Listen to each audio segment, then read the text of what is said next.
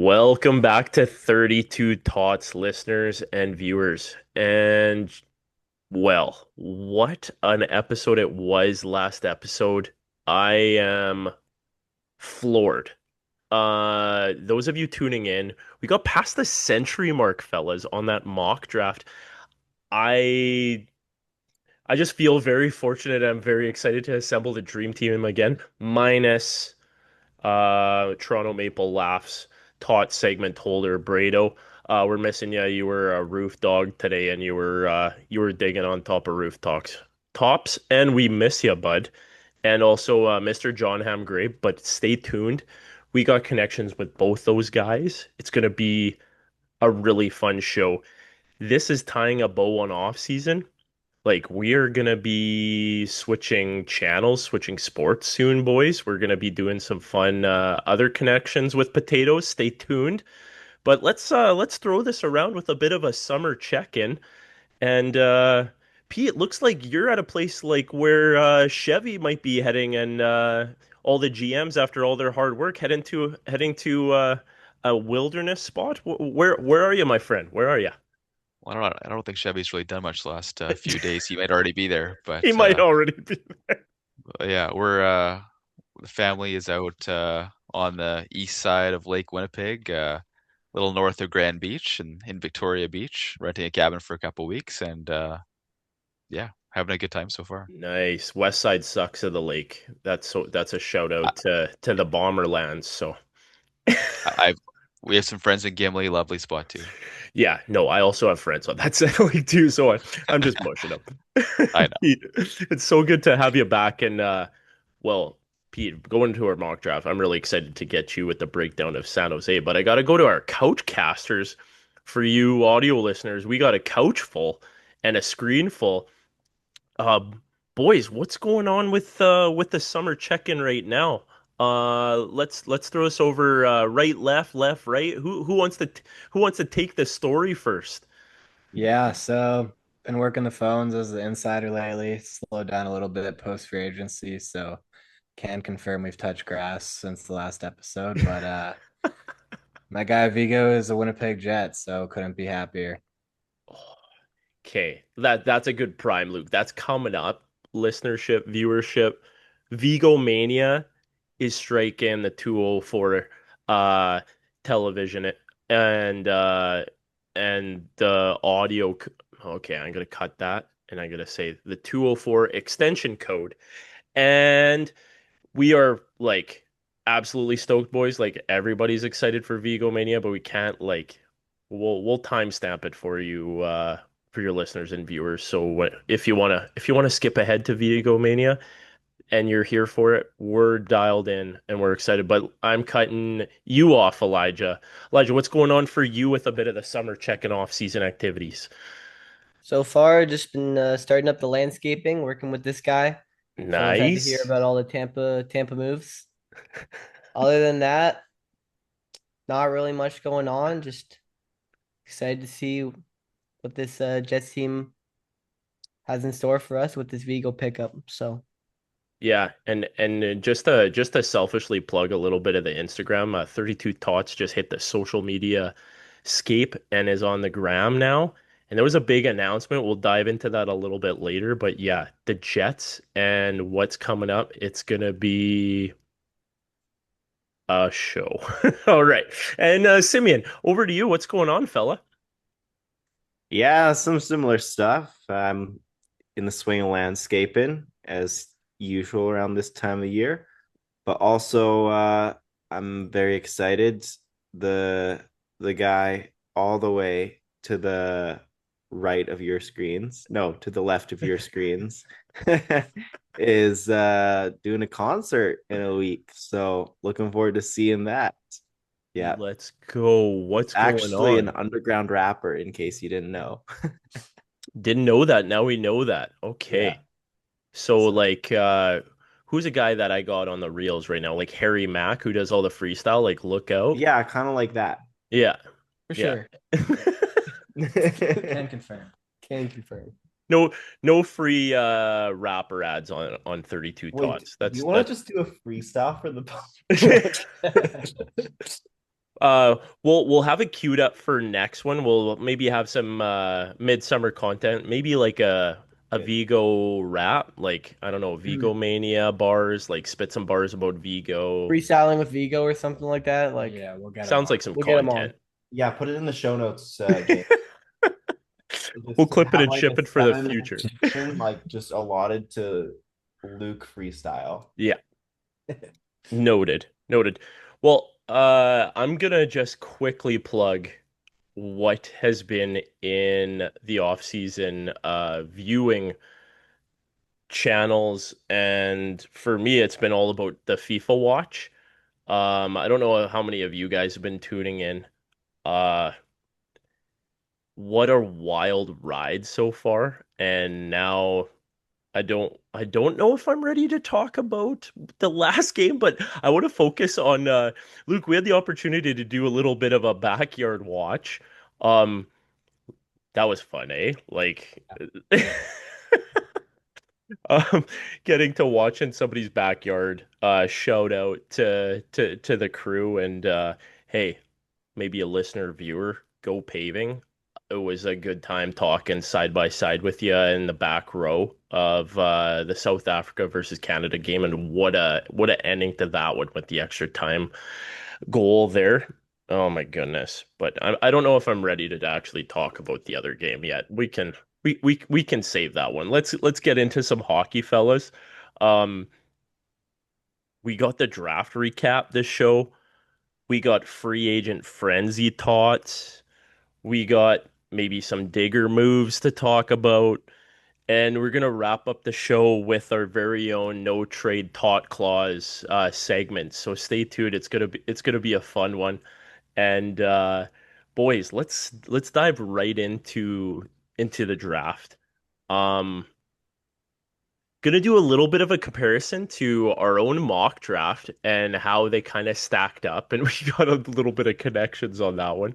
But first overall, we don't have you, Mr. Toronto Maple Laugh Tot Master Braden. So we're gonna throw this over to Simeon. You have a little bit of connections with those Leafs that are gonna be coming up, and Elijah. I'm gonna have you guys go side by side on the couch with this one. Uh, what about the number one pick? What about the fit for Toronto? What did you guys think of the McKenna and Bieber fever? Little bit of reaction recap. Okay, so I'll give a little like recap of what happened for the viewers at home if they weren't watching the draft or didn't get to. Basically, Toronto, they got the first overall pick. They got to make it. So typically, you got like your GM that goes up there. Yeah. No, out of nowhere, the man himself from Canada, Justin Bieber, shows up and fitting enough goes and makes the first overall pick. Probably the most informal pick I've ever seen. He kind of just takes a look. Mr. McKenna, welcome to the Leafs. And then Yukon, his song playing, pretty fitting for the Yukon boy, first ever. Yeah. So That yeah, that's kind of how it happened. And then I want to mention after the pick happened, Matthews had a little message for McKenna. And I don't know if you guys noticed this, but he was pretty clearly reading off of a script, which I may mention sounded AI'd. So I thought that was pretty funny, but I don't know if Sim's got any thoughts on it as well. Sim. Yeah, I didn't watch the draft day live. I was mostly just like waiting for the pick to come out and be like, and Gavin McKenna was drafted first overall. I wasn't watching any like of the actual streams. But I will say all that was really interesting to hear. Thanks, Felice. Uh, what I bring here is my thoughts on the fit for McKenna, Let's and hear him. I think the fit is he's a good fit for Toronto. They want that winger to replace Marner. And yeah, just I mean, Toronto was the big four. Then they were the big three for a bit. Now they're back to the big four with McKenna back in the mixer. So as long as Tavares can still keep up with the young guys, it's going to be an interesting next few years in Toronto. The question is Toronto a good fit for McKenna? Um, and that's the worry. Hopefully they treat him a little better than they treated Mitchie Mr. Marner Marner. and can keep him.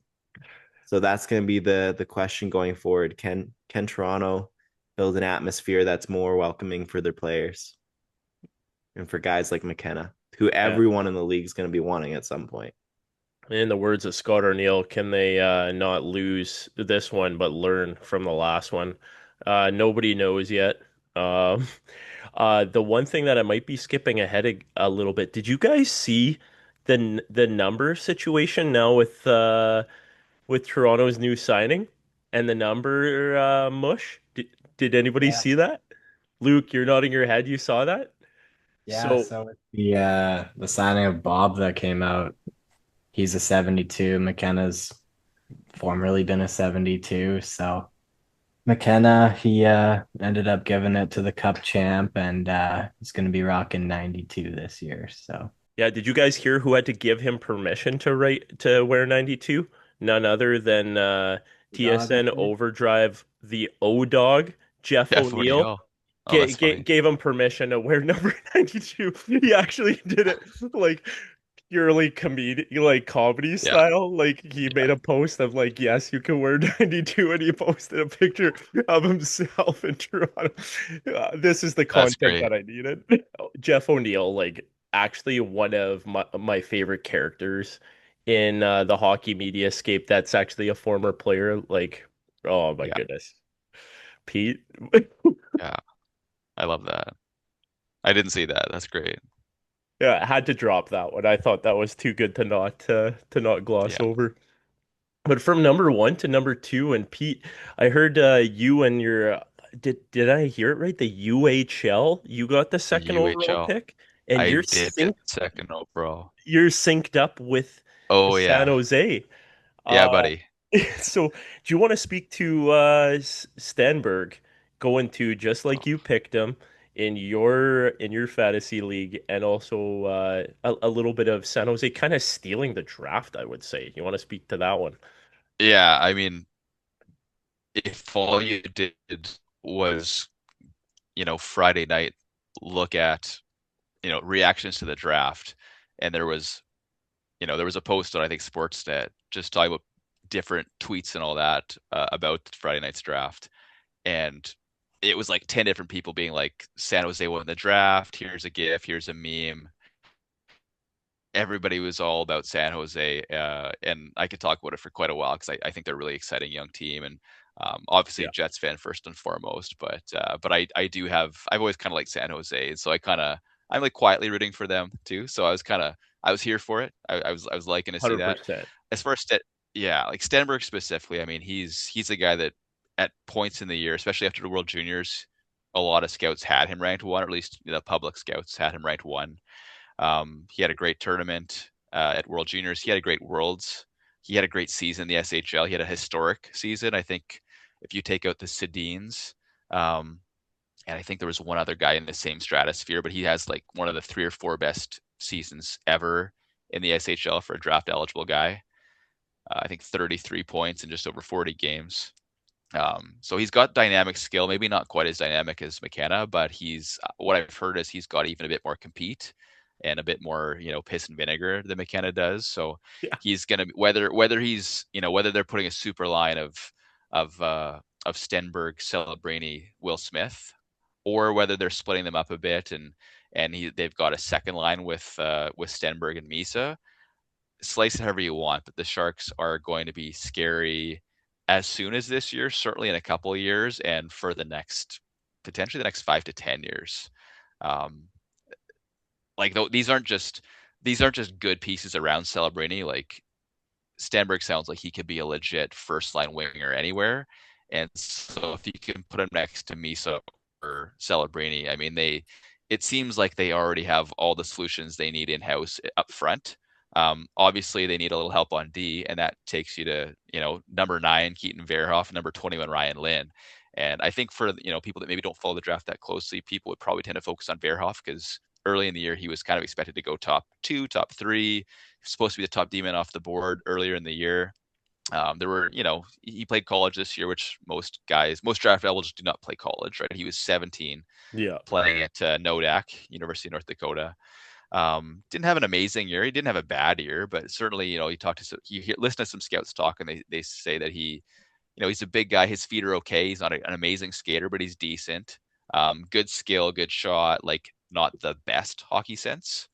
So, but overall, scouts are still pretty high on him. Obviously, like I think everybody had him as a top 10 pick for the most part. So getting him at 9 when he could have easily gone the top 5, 6, 7 was a good get for them. He could be a top 4D down the road, and he's a right shot, which a little bit harder to get. And then getting Ryan Lynn at 21, like they traded up to get him. Not everybody's high on him because he is a 5'11" D-man, but the scouts that are high on him absolutely love him. Like really good skill, apparently unbelievable hockey sense. Like the kind of guy where like if he's 6'1", he's going top 10 all day. Yeah. Simeon, And you picked him yeah. just outside the Nashville, if memory serves me right. You were dialed in with that guy. Oh So yeah. put some Yeah. credit on you because that ended up falling in this draft, Pete. Like you said, 21, but a lot of skill there. And It's if crazy. the new smaller type defense that are popping off aren't making scouts think again, then I don't know what else. I So mean, I'll like, let you continue.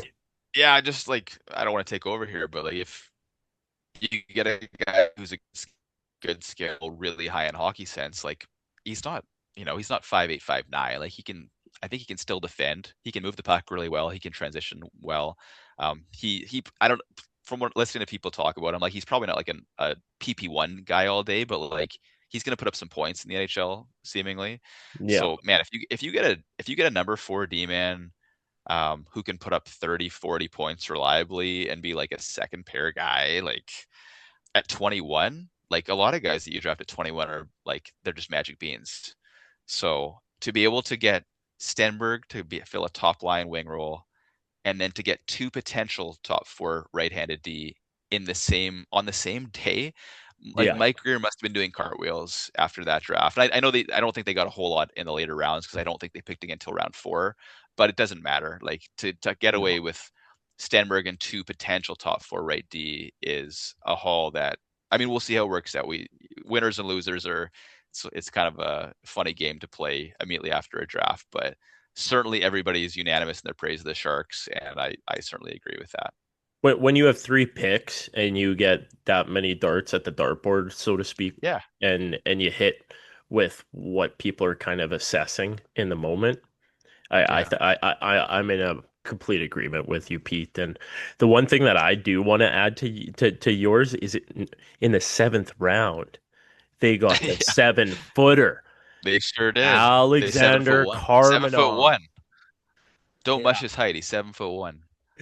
Yeah, and I was on the beat with him Yeah, with some of the Olympic writing that I was doing. I was kind of looking at these other yeah, nations and stuff, and he's Moldovan, yeah, but yeah. I think his actual passport is like Lithuania, if memory serves me right. You like your Lithuanians. Yeah. Oh yeah. Yeah. Valanciunas and going back to a couple guys in the Raptor basketball lands, but let's stay on brand for now. Yeah. But I just thought that was like such a fun dart that they threw with the 7-footer with the way that they kind of bookended their draft with this giant. I mean, why not? I guess. I mean, I was listening to I don't know if you guys listen to the Called Up podcast with Chris Peters and Cam Robinson. They were talking about that pick, and it was like you really can't go wrong with a 7th round pick because I mean, yeah, sure, once every 15 years will be Joe Pavelski, but every other Yeah. time it's going to be nothing basically, right? Um, but they were not optimistic about the pick. They're like, he can't skate, like he has a shot, but he can't skate and he can't move the puck. So, Yeah. what is that really going to be? But at the same point, it's a 7th round pick, so it really doesn't matter. Yeah. Yeah. I mean, anytime you got the chance to just throw a dart like that, Why not? may as Why well. What can go wrong? Nothing. Yeah. Yeah. If you get anything, it's found money. But Yeah. they didn't say he won't play in the NHL. They literally said like, I don't think he'll play pro hockey. That's how down on that guy they were. Wow. But who Jeez. knows? Who knows? Well, I don't know, not that I want to check receipts on all this stuff, but I wonder what people said about Zdeno Chara. I Well, wonder. Chara was a third round pick though. I mean, like he was playing in the WHL already, and like now granted he was also destroying faces in the WHL back then. I don't think he had big offensive numbers, but Yeah. like also Yeah. forgot it was 6'9". He could also skate pretty well. So Yeah. I feel like every tall player that will ever come through the NHL for the next 10, 20 years until everyone forgets about Chara will be compared to Chara. Logan Stanley's compared to Chara. We know how that turned out. So Yeah, and really comes yeah. down to the boots. If you don't got the boots Yeah, to it move. does. And it's just like when you're 7'1", he's at the point where he's too tall to even like lay a proper check on a guy. Like he's got to like tone down Right, his yeah. hits so he can actually make a good contact. So Yeah, there is some disadvantage, but he is an alien like Wembayama, and I'm already not loving how many comparisons we're doing to the NBA drama Queen League, but I digress. Yeah. Um, number three on the board, like we went 1, 2, 3, just like the show. I had the third pick on behalf of Vancouver, and I decided to make the Malhotra homecoming. I have a little bit of a thought for this one. Do you guys think the professionalism with having like the dad as the coach is a bit like questionable in this one? Does anybody want to take that one? Yeah, I kind of just like from our own experience in the 204 here with Dave Yeah. Lowry and Lowry, like that didn't go over so well. And even kind of just like with guys in the locker room, like, sometimes you kind of want to maybe take a couple chirps at the coach or something every once in a while. But with Adam there, maybe you don't. And then I guess away from the rink, it can also creep in. So should be interesting for Vancouver, but just kind of in our own 204 lands, kind of saw the other side of it where it could go sideways, but hope it works out for the Malhotras. Yeah. No, I've heard like good things about the family. Like they're in pretty elite company. Anybody see basketball again, guys? Did you guys see Steve Nash?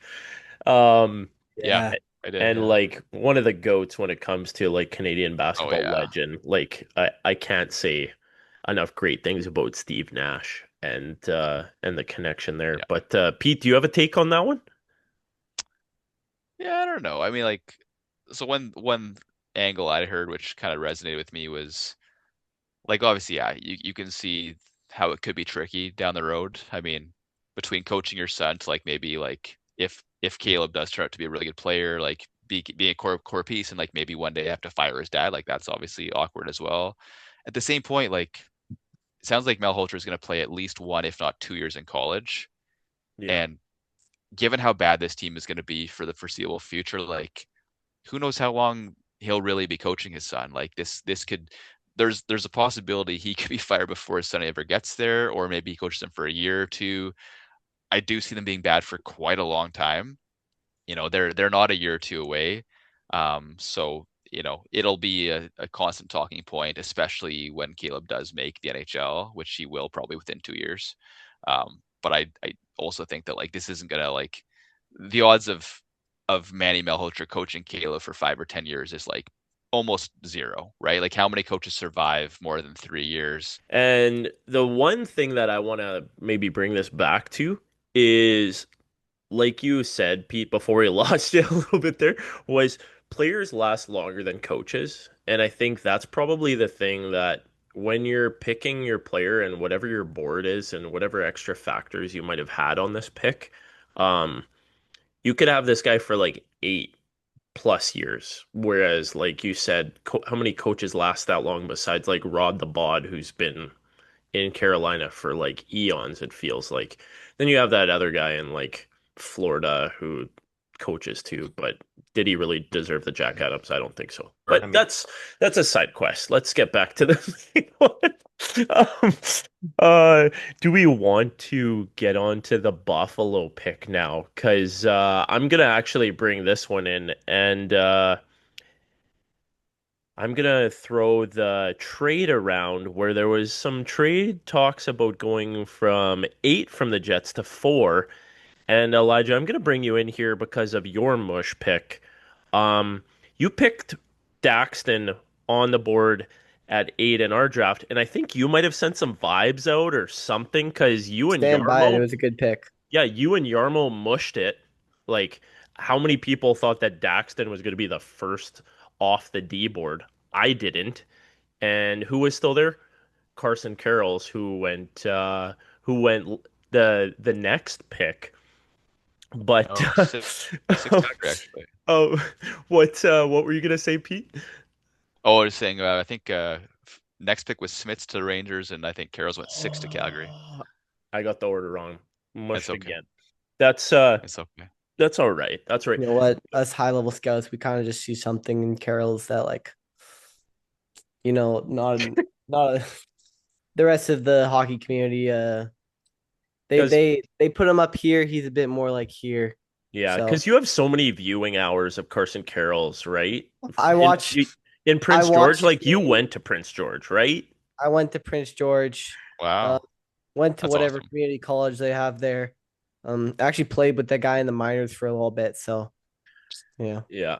Yeah, yeah, that guy. His name was Guy. You called him Guy, but yeah, that's okay. That's okay. French guy. Well, I didn't mean to call. Yeah, you know what I mean. I'm bugging. I'm bugging. But this gets into a little bit of the Hellebuzz that pause. Luke, can I bring you in on this one?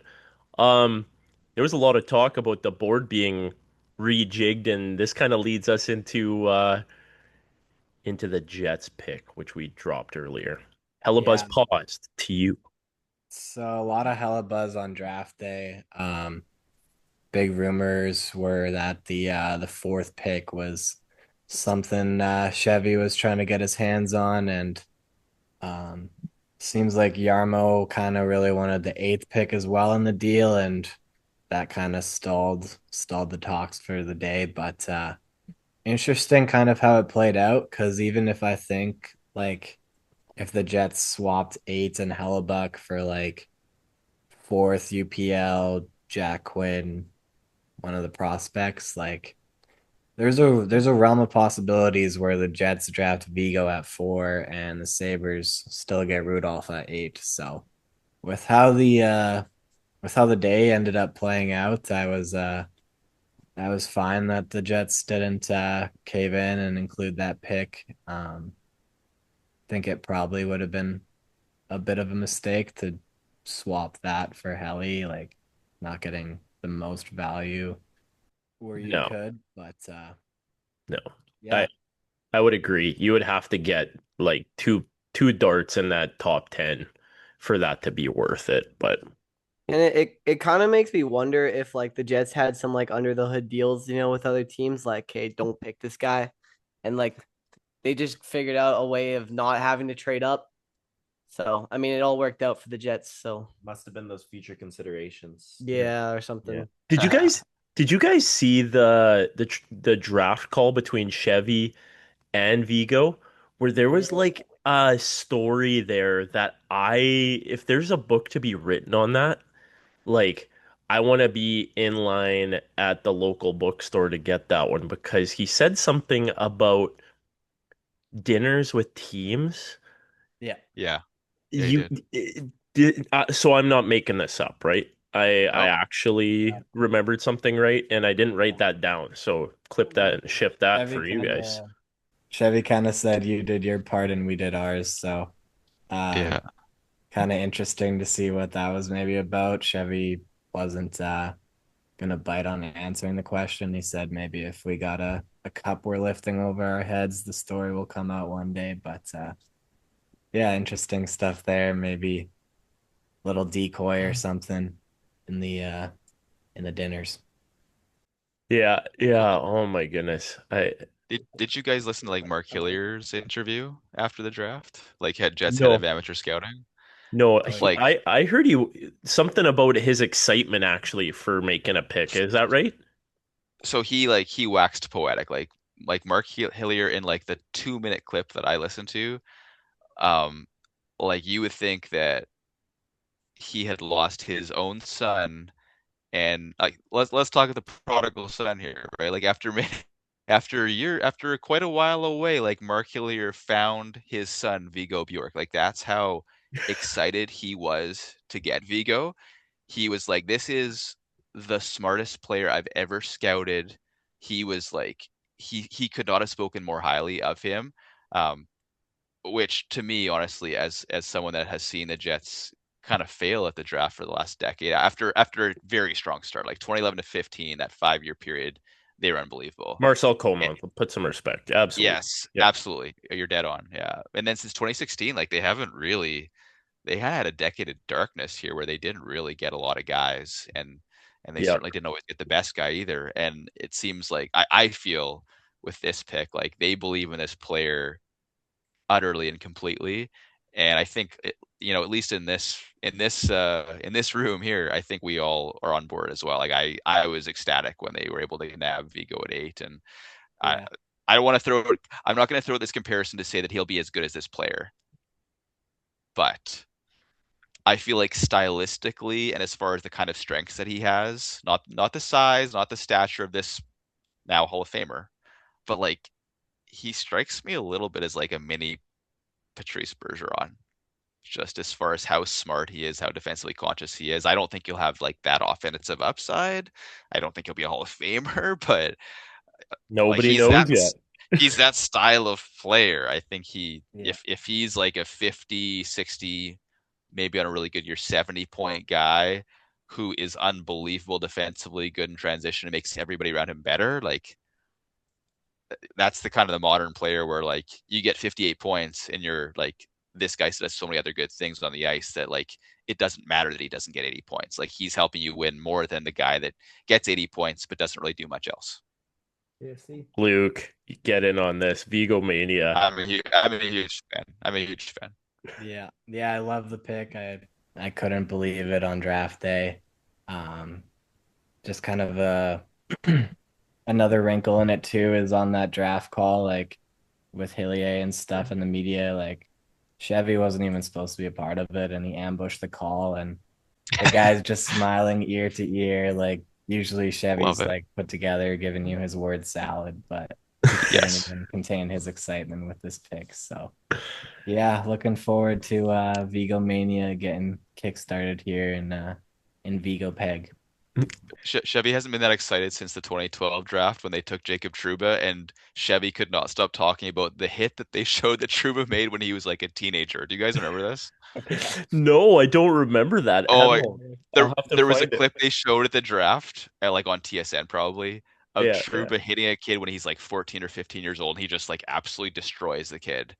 And Chevy was so pumped about Trouba and his like hitting ability specific, which of course we've seen has come to pass. Like he's one of the last like great open ice hitters, Yeah. um, for whatever that's worth. Yeah. No, and like I want to hop in on this because I felt for the first time like waking up after that draft, like optimistic.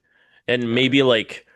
maybe I've been a little bit more doom and gloom and not been an optimistical creature with the Jets, and like there is receipts for that. Like you said, Pete, like it's like 10 years of a lot of missed throws at the dartboard.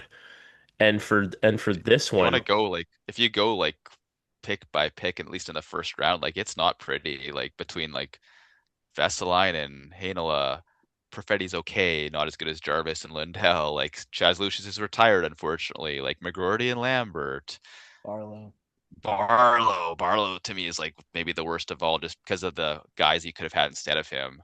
missed And assessment. then Yeah. You even see like yeah, a clip that Dev Camp Winnipeg just wrapped up their Dev Camp, and Vigo was just had dominating. Barlow in the mixer, and he just like could not get by him. The compete level was insane to watch, and yeah, Yeah, Yeah, and like for me, it inspired me so much to hop on the ground personally and just like express actually optimism. Like I not that like our prince, our Danish prince who now is with Lord Stanley's mug that will ever completely go away. Like there's just something to the kind of player he was, what he brought to the team, his dynamic.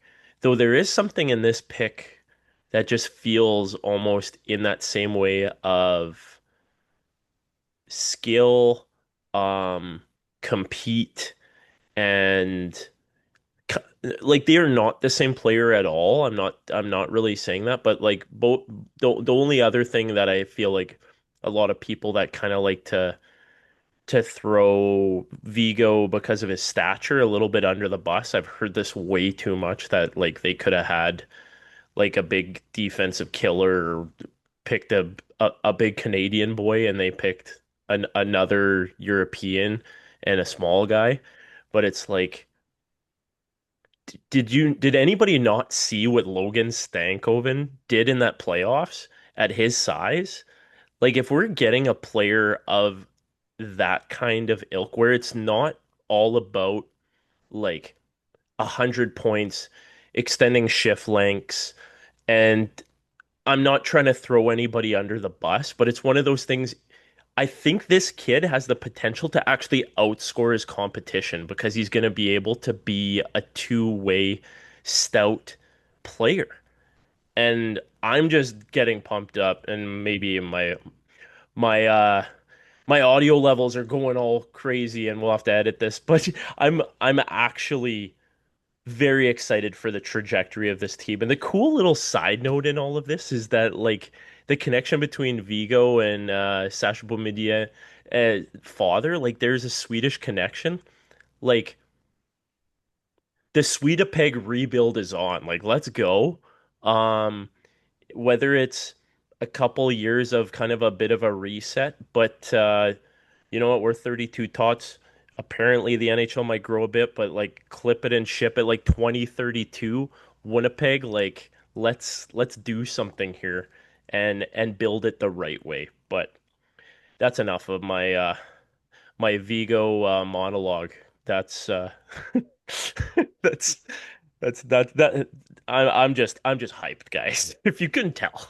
Well, any last Simeon, did you want in on that Vigo? Because you wanted to pick him when you had the spot and Luke in our mock draft took everybody's boards and just reshuffled it. I mean, I would probably claim to be the biggest optimist on the pod, so Yeah, you are. just adds to that.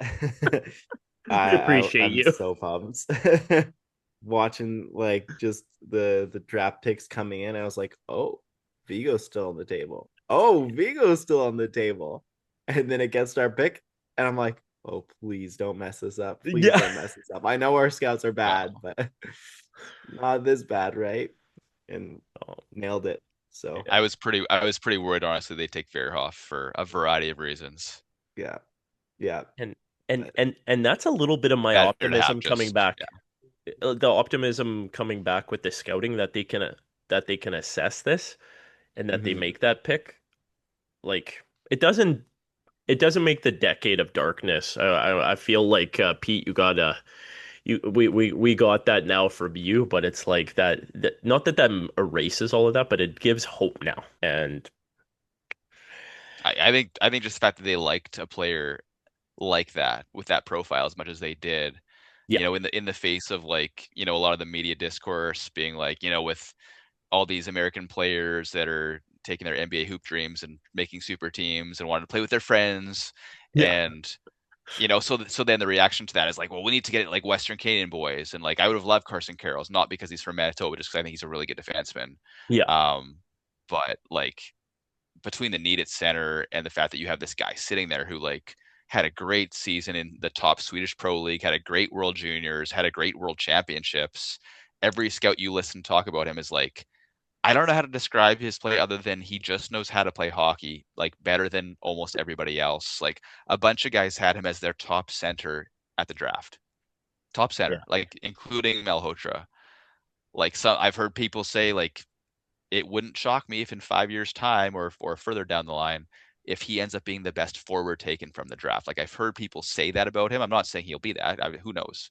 But yeah. like Nobody to knows. even think that that is to even think that that's a possibility speaks to like just how much upside this player has. Not upside as far as like he's going to put up 100 points, because I don't think that's within his likely possibilities. But The if last time I heard this yeah, much hype about a Jets prospect was Kyle Connor. I know there's been other that's prospects that interesting. had Yeah, hype, but it didn't get to me. Like I didn't I mean, like I Line come my too. way. I'd say Line. Oh yeah, you're right. You're right. Yeah, Yeah, yeah. Of course, Line. But Hopefully, they're back. Um, They're back to back years. It was 10 years ago. yeah, Yeah. it was a long I It's time agree. so ago. far, it's so long ago. I agree. Just the fact that it was 10 years ago. Can you blame anyone for being hyped about Line when like in his first year No, he's of scoring course. like those crazy goals? there Though? was a debate Oh, at the yeah. time actually Matthews or Line. Yeah, Yeah. Yeah, yeah, Yeah, it's crazy. it's crazy that there was a debate now, but He's we not cannot even have the signed. Line development route with Bjork. yeah. Please no. I don't think there's any. Yeah, I don't think he could. He just. Yeah, I hope he goes back to the SHL me too. and gets some more of player. that Swedish cooking, and he gets his growth spurt like the other members of his family in the Swedish lands, and really like this might be like a bit of a hot tot, spicy tot. I don't really want him touched by Scott Arniel. Um, I don't. I feel like Scott Arniel is on the way out. Um, I don't. I, I don't know Oh if wait, don't that's a you? spicy tot, but Aren't you coach for life when you're the Jets coach? I don't know. Based on the Discord that I saw between him and Chevy and their different pressers, I don't know if they're united. Um, Hmm. this might be my own just like going off the board a little bit, but I think unless the Jets have a hot start, I think he's a lame duck all year, and I don't think they bring him back. But Yeah. I'd say though, like with this level of prospect, like the Jets will hopefully treat him differently. Like yeah, there's already like I don't know, Darren Drager this offseason has gone like 0 for 50 with his takes, but he was saying some chatter with like Vigo's gonna be a winger with the Jets, and No, in the most no. recent Chevy interview, Chevy shut that down. He's like, this guy is gonna be a center, and that's period. So I haven't heard a single person who talks about Vigo say that they think he'll be a winger. Like Yeah. everybody says he's just too smart. He's a Yeah. good. Yeah. He's not like a burner, but he's a good skater, and he's just too smart not to be a center. He'll be a center.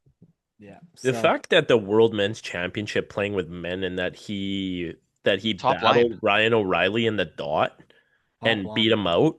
Yeah. You got to have a guy like that on the dot, especially like for me in the Jets. I've had lots of frustrations with various centers at that is not a very keen statistical category that we've been efficient at. But He was the shutdown center for his club team in Sweden yeah, at 17. yeah, Like that's like unheard of. We no longer have to rely on Taves in overtime to get us Oh the my face-off gosh. win. yeah. Yikes. on our let, second line. let's leave the past and the past, and I'm just looking forward to the future. And Amen. this is like let go Winnipeg go Jets go, let's Vigo. This is gonna be fun, boys. Go Vigo. Yeah, go Vigo. Um, well, let's take a little break, fellas, and on the other side of it, we're gonna be talking about the free agent frenzy tots. We got so much more player movement to kind of dissect, and at the end of the show, stay tuned for our no trade clause tot, which will be a fun top 10. Stay tuned.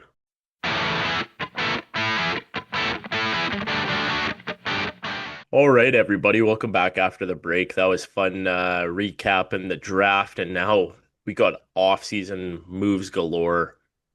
We're gonna be talking about, oh my gosh, I guess we're gonna respect it, but oh my gosh, number one pick in the draft, and now we're gonna start this section off with the first ballot Hall of Fame goalie going to hockey mecca, I call it. And Simeon, I'm gonna throw this one over to you, because you would have interacted with this goalie many times with your Tampa Bay Flavors and their rivalries. So over to you. All right. hockey mecca. That's contentious. The Canadians fans will be at your throats for that one. Um, but Controversy. Let's yeah, do it. yeah, starting That's it why you're off. my insider. Yeah, yeah. So Bobrovsky signing a contract, 7 million a year, 3 years, I believe. He's a little old to be signing a contract to that size. I feel like last year putting below 900 save percentage, but here's what this tells me. Leafs want to be back in the playoffs this year because when it comes to guys, goalies you want in the playoffs, there's few that you want more than Bobrovsky, I think. And it's something I've come to realize in recent years. I didn't really believe in the playoff clutch factor, but I've just seen it on the Yeah. Jets. It's tough to watch Hellebuyck kind of The lack absent thereof. Yeah. playoffs every year when he is the best goalie in the regular season. And I think Bobrovsky's kind of the other way around. Like there was a few years there where he really wasn't living up to that $10.5 million contract. And then he flipped the narrative in the playoffs with Florida and got him a couple cups. So I think he can prove his worth if the Leafs make the playoffs, but that's what they got to do to make this contract worth it. Is there anybody in the Tot sphere here who feels like this is quite the move from Chaka moving off the goalies that were like moved Wonder Wool over to Philadelphia, moving off of the Hildebeest, and did he end up in Tampa Bay with your flavors there, Simber? I believe so. The Hildebeest will be They backing up did. Vasilevsky. And you ship out those two guys, and you got Stolars and now Bobrovsky. And Stolars had some injury challenges, and Bobrovsky, like, he might be like, and here's some more basketball flavors. The Kawhi Leonard, who's also coming back to Toronto, have to drop that. What a crazy move in the basketball drama league. But load management was a big thing with Kawhi. Um, with this, you want to keep Bob fresh for the playoffs and for that push. Do they have enough in the tank with Stolars and Bob to do that? Anybody want to chime in on that one? I'm just wondering what Chaka is cooking up here with this goalie situation. And I mean, if we're talking health, it's kind of hard to say. Stillers definitely hasn't had a strong run of health in his career. I'm a big Kevin Woodley guy. He's on the hockey PDO cast with Dmitry Filipovich all the time. And yeah, Kevin Woodley, like as far as guys that we have access to, like he's about as good as it gets for, goalie discussion and analyzing their abilities. yeah, And he's a big Stolars guy. Like the numbers that he has from Pure Set Analytics are like show that Stolars, not this past year, but I think the year before was like one of the best goaltenders in the entire league. So given the contract he's on, he's not that old still. I mean, if you're asking him to be a starter and have that kind of workload, then like, yeah, I don't think you can trust him with his health history. But if you're just asking him to be like a 1B to Bobrovsky's 1A and kind of do like a 45-35 kind of split, I mean, that seems pretty doable. It seems like a pretty strong tandem. yeah, yeah. But you're also paying Bobrovsky a lot to maybe not be the everyday starter. So there's that. Yeah. Well, let's move over to Utah if that's all right. And Luke, I'm going to bring you into the conversation here with a bit of the new identity that the Mammoth are cooking up with kind of bringing in some vet presence. What have you for us, Luke, and the Mammoth colors? Yeah, so I'm a big believer in the Mammoth and their future coming up here in the next few years, but they added a little bit of veteran presence to their team with Anders Lee and also made a trade for Vinny Trocheck. Um, Yeah.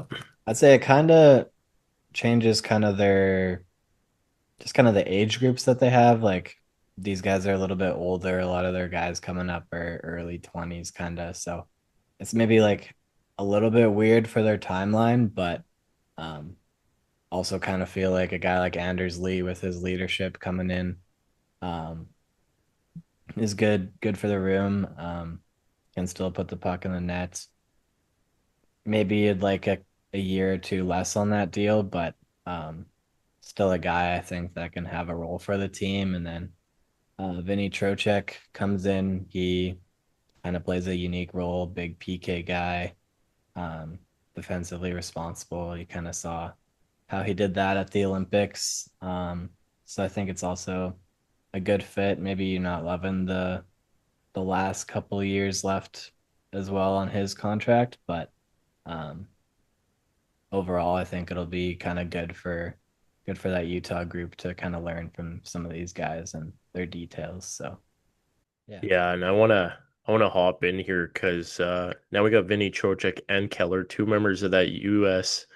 Olympic team, now in Utah, Salt Lake, and I just want to put some credit and connection with the landing strip and Nick Lynam.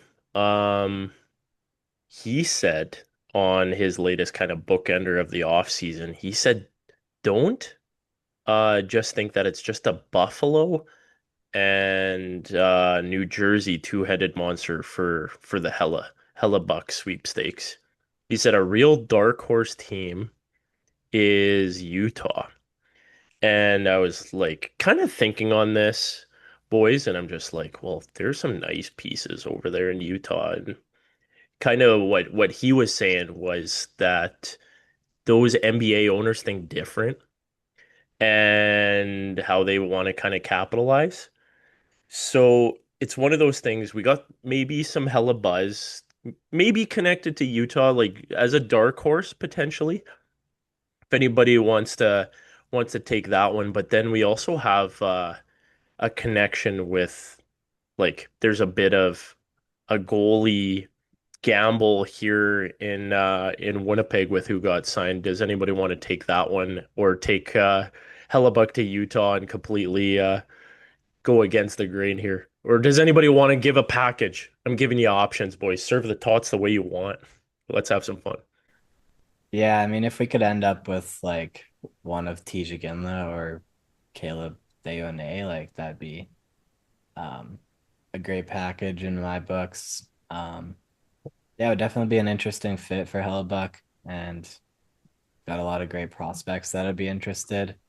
I'm not very high on New Jersey being a fit for what Winnipeg could get in return. I don't love a lot of their pieces, so Yeah. if Utah wanted to swing in, I'd, I love that. So, And I also think if you look at like Utah side of things, if they get Hellebuck here, they're immediately like a top cup contending team with already their strong core they have now, and they could be good for quite a while. So, kind of just makes sense to me. Yeah. Yeah. Sim? I've said this before with the Hellebuck trade, but with any sort of trade, you got to think who holds the cards, right? Yeah. Winnipeg holds the cards. We got the Hart Trophy winning goaltender. And I think if we're not respecting that and not considering the fact that like we've got an asset that teams want, a lot of top teams are just missing that one piece, and that one piece is their goaltender. Utah being a great example of just getting that true like elite goaltender to match the talent that they have on offense. Um, yeah, I think we should be asking a lot for sure. Give us a Ginla, or even like I haven't seen this on any trade boards, but like give us one of their like oh, I'm blanking on his name, but I had him on fantasy, Gunther.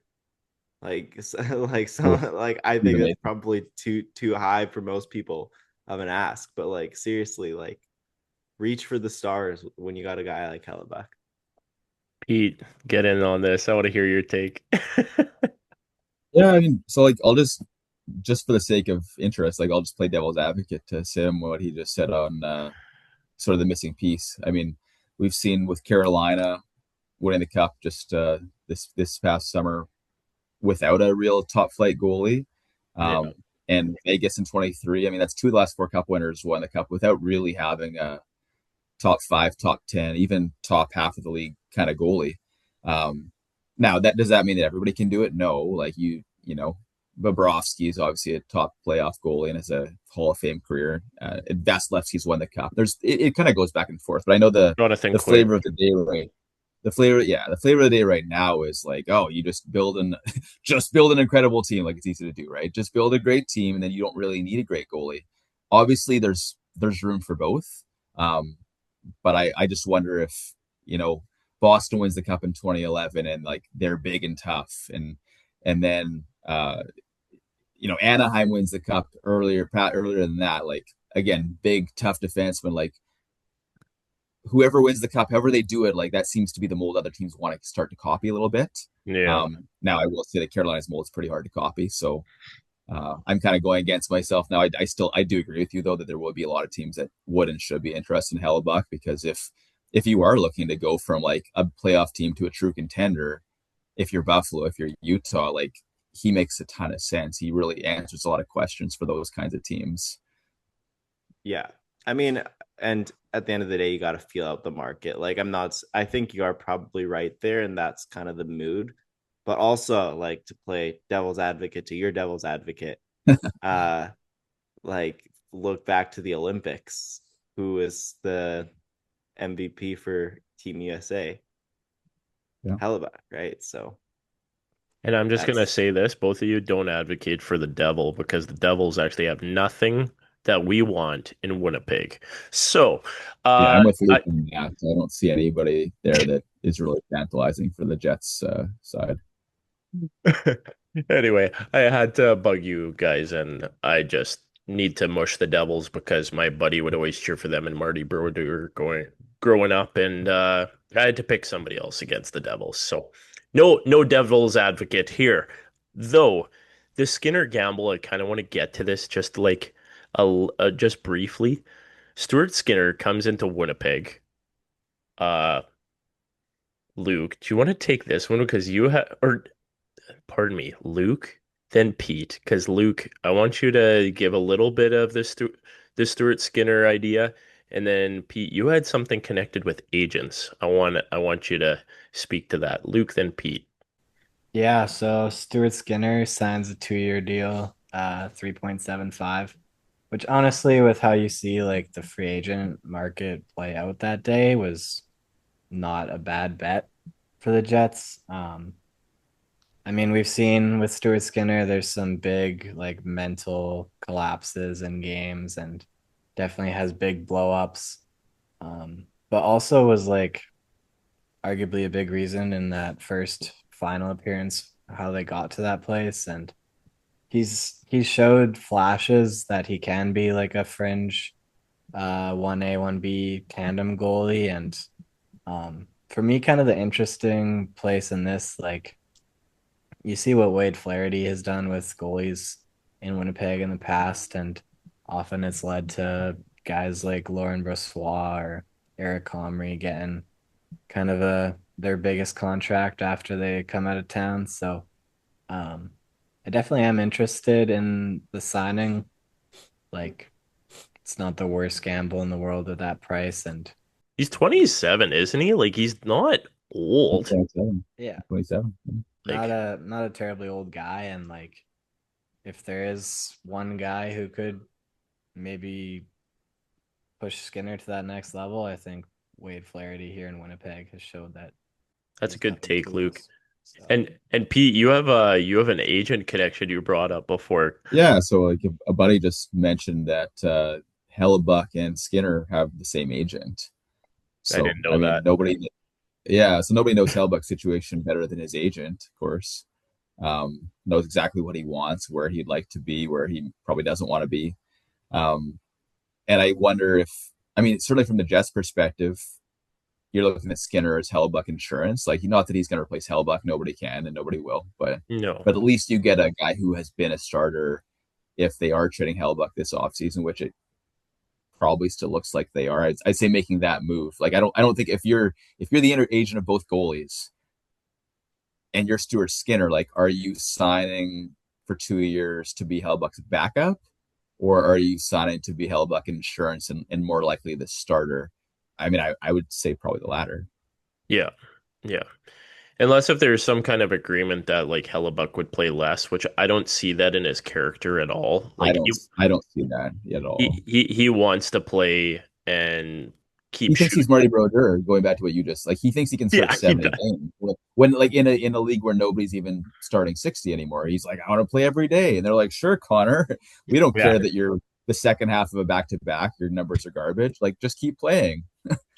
We don't care that every year we run you into the ground in the spring and we've seen the Oh, results zero. Like, yeah. I wonder if you could load manage a guy, like if wherever his next spot may be, like especially as he gets older here, if you could just like, I'm not saying it's to start 40 games. Just give him 50, 52 games, but like just space him out. Like give him some rest, right? Yeah, and I wonder if that would be a conversation where he's going into it would almost be like a reset where like he had rule of the roost perhaps I in think so. Winnipeg and like he was Almost too signed to much. his ticket with Scheifele and both of them kind of being like the franchise stars. Like I don't know, Yeah. it'll be interesting how this all shakes out, but you guys all think that Hellebuck is gone by training camp? I think so. I think it happens. You've even seen kind of from some of the bigger networks, and there's been talk of like the Jets saying come back for one more ride, but like is Mario Ferraro and Stuart Skinner enough to change this guy's mind? I think there'd be a tough case for Chevy to try to convince this guy on. So I think it's unlikely that he's here by training camp. Yeah. It Yeah. also feels like Buffalo, if we still think Buffalo is maybe the most likely landing spot, they've been like noticeably quiet in the last week. Like outside of the draft and the Byram deal prior to the draft, like they haven't really done anything No. at all. Like, did they sign a guy in the last 5 days other than their own guy? Like, I know they signed Benson prior to, Yeah, yeah. but I'm not aware that they actually have made a signing yet, which kind of tells me that they're working on things, not necessarily just Hellebuck, but like Yeah. Yeah. Yeah, I know they still have some holes to fill, right? I mean, and they did make draft moves too. I mean, I know they also brought in Zellweger, but like I don't think they have made a signing, and I'll fact check myself on that. yeah, But no. That's it. I it's not like they're moving. It feels like they haven't moved on yet. Is my point. yeah, Yeah. I think Chevy and Yarmo are gonna get like a lake party or something going, and one of these weekends this summer we'll just see a drop in the chat. And Yarmo picks up the phone and gives Chevy a deal he can't refuse again. Finish yeah, spot. I mean, I don't mind how this relationship has gone recently. Yeah. Like, I don't mind the Stanley trade. So no, if even Chevy the, can work his magic again, Yeah, Chevy and Yarmo, we clipped it in the last one. There's a history there that might repeat itself. If you ask me, I feel like it's probably gonna have to come from ownership at that point, like from Pagula himself, who's like a big United States hockey guy, to really press it. But I don't know. I I'm maybe we'll have to hop on and with a Hellebuster after the Hellebuzz.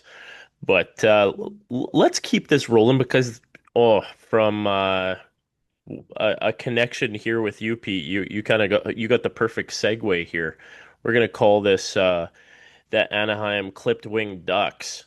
Um, there's a lot going on in Anaheim that kind of I wanted to do a bit of an overview with you, but between a bit of snarl that they traded out with Gudis gone, like Truba walks for the other California team. You said Zellweger to Buffalo. And then we got the other two that just dropped this week. If you want to talk about the D man and the big center, uh,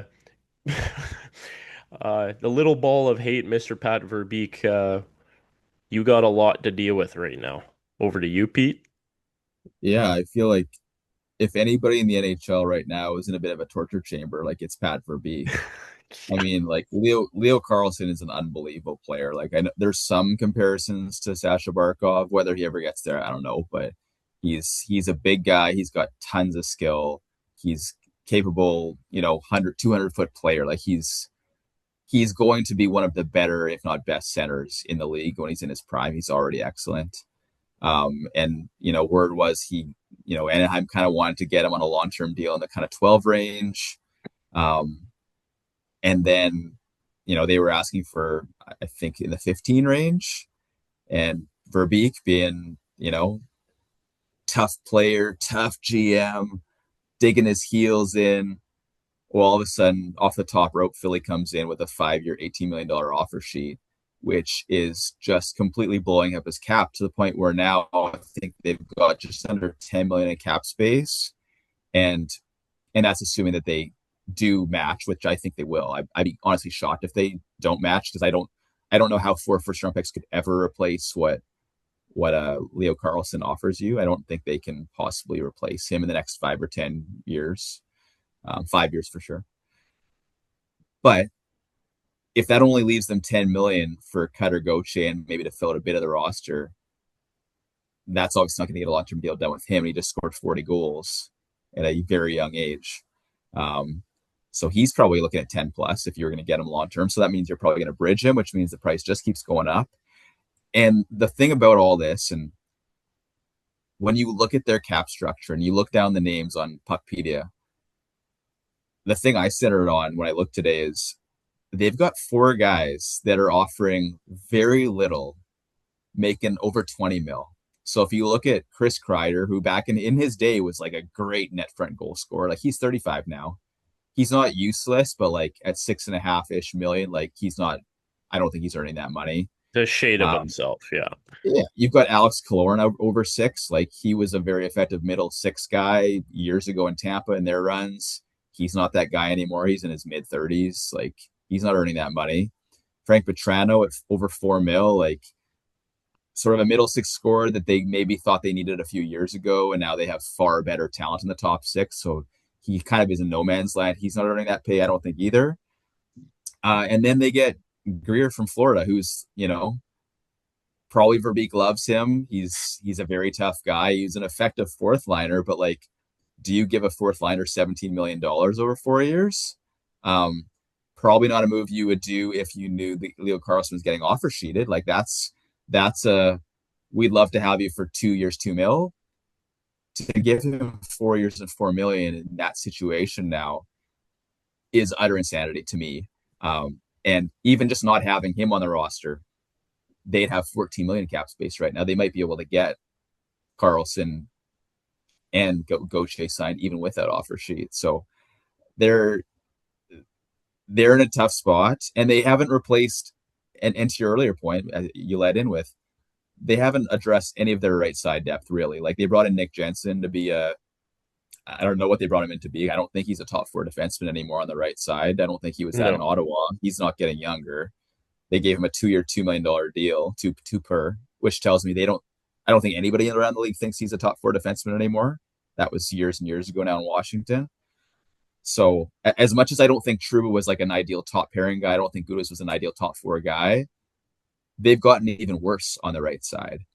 So they currently can't sign Cutter, at least not to a long-term deal.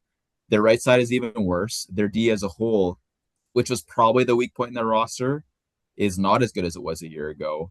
And so I don't see them building on momentum they just generated from beating the Oilers in the first round last year and challenging Vegas really effectively in that second round matchup in the first half of that series. I see them taking a step back, and I think eggs on Verbeek's face here, because he didn't need to commit this kind of money to some of those veterans that maybe still have some name brand recognition, but I don't think the guys driving the bus on that team are all the young guys. And I think the sooner that teams move to the Carolina model of locking your young guys up early, when a veteran is at that point where it's time to like get them paid, but they no longer match that cap hit, you ship them out. And they've done that time and time again. And look, they just won a cup. So I think Verbeek has some self-inflicted wounds here, and I feel zero sympathy. Yeah, Coach boys, somebody want to hop in on the Anaheim Flameless Ducks? I got a spicy tot here, and that's I don't think the decision to sign Carlsson for 18 million is a simple one. I think there's definitely going to be a lot of pressure to sign him in Anaheim to match. But yeah, as Pete just went through there, like there's some serious cap troubles down the line. If you sign Carlson, are you going to be able to keep Cutter? And if you can't keep Cutter, what are you going to get for him? Like, are you just going to lose him for nothing, or right? Like, I think the only thing so I'd push back on is that like those like Kreider and Killorn are both up at the end of this coming year. So okay, that's I think around 13 million that comes off for next year. right, So okay, you could bridge Cutter this year and then you would have, some money coming off the books to sign him in the future. But they're in a tough place right now for sure. yeah. I mean, there may be money for Cutter too, and then the other thing is it's an $18 million contract for Leo Carlson. That's the highest paid player in the league. And as great as Carlson is, he's not Connor McDavid. He's not Nikita Kucherov. He's not Nathan McKinnon. He's not Draisaitl, right? Like Yeah. that's the kind of money you'd expect for those guys. And Yeah. We're maybe also in in a new five, cap like world, at though. the very end of his contract, he'll start to be in that kind of tier of like elite if his development goes perfectly. But there's still no promises with Carlson. He's probably going to be pretty good. We can expect that he's going to be one of those top tier players. But 18 million is a lot, and it could be an overpay of like 4 to 5 million a year, which is a lot. Yeah, He and also becomes a UFA at 26, which is right, like a guy who Yeah. will already have made Yeah. like Shout out almost to $100 million, and he'll be 26. Yeah, and he's not going to take a pay cut either. Like Exactly. yeah. after making 18 million a year, he's going to be like, "Oh, I could get used to this. I'll take 20." Exactly.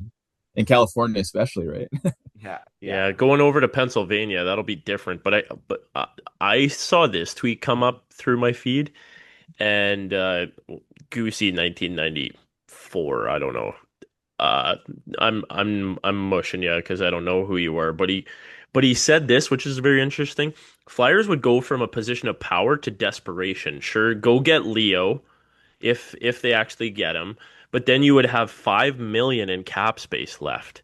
Teams will turn to offer sheet Zegras, which that's somebody else that I don't know if then you just move off of Zegras, but it would put Philly on the clock to clear space, which means selling pieces for pennies on the dollar.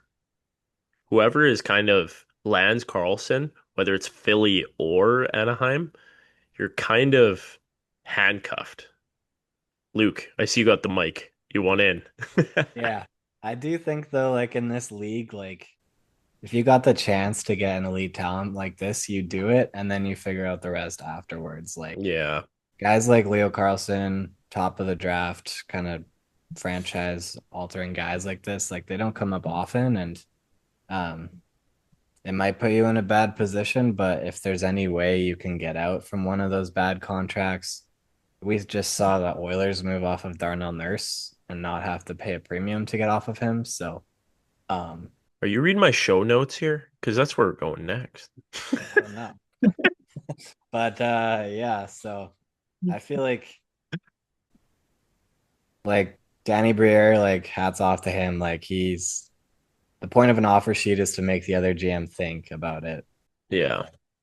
If you're walking him to UFA, you're giving him 40 million in signing bonuses in the first 2 years. Like um definitely makes you think if you're Anaheim. But I think if you're Anaheim in this position, you've got to match. Otherwise, you're gonna spend the rest of the length of this contract trying to find your Leo Carlson, and likely not gonna find a guy like that again. So Yeah. Like I don't know if anyone would compare this to like a WHL kind of maybe CHL, but those teams that just trade off all their picks in the future just to get like the guy for a couple runs, where it's like this is almost where it's going, whether it's the Brady deal or now like this offer sheet where it's just like we see a talent, we're moving on it and we're going all in. But like you said, Luke, I don't think out of those four first rounders, how do you flip those and get a guy that's equal caliber? Like nobody's gonna move off of a talent just getting like 4 first round picks in the same kind of deal. Like, I don't know. It's a good point. Um, do we get to the Darnell Nurse escape from Edmonton? Who wants to You who want to go Pete, there? you want back in California. You're buzzing with the California Tots. Snag me into the Pacific. Yeah. Yeah, it's interesting. I mean, I would have thought. I think a lot of the talk a couple weeks ago about Nurse when all that, we want to trade him. Oh, I want out. That whole, hullabaloo went down. Yeah. Hullabaloo.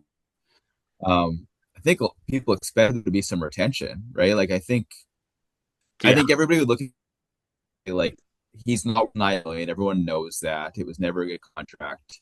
But that doesn't mean he's a bad player. I think he's been kind of miscast as this like shutdown guy because he's 6'4" and skates well.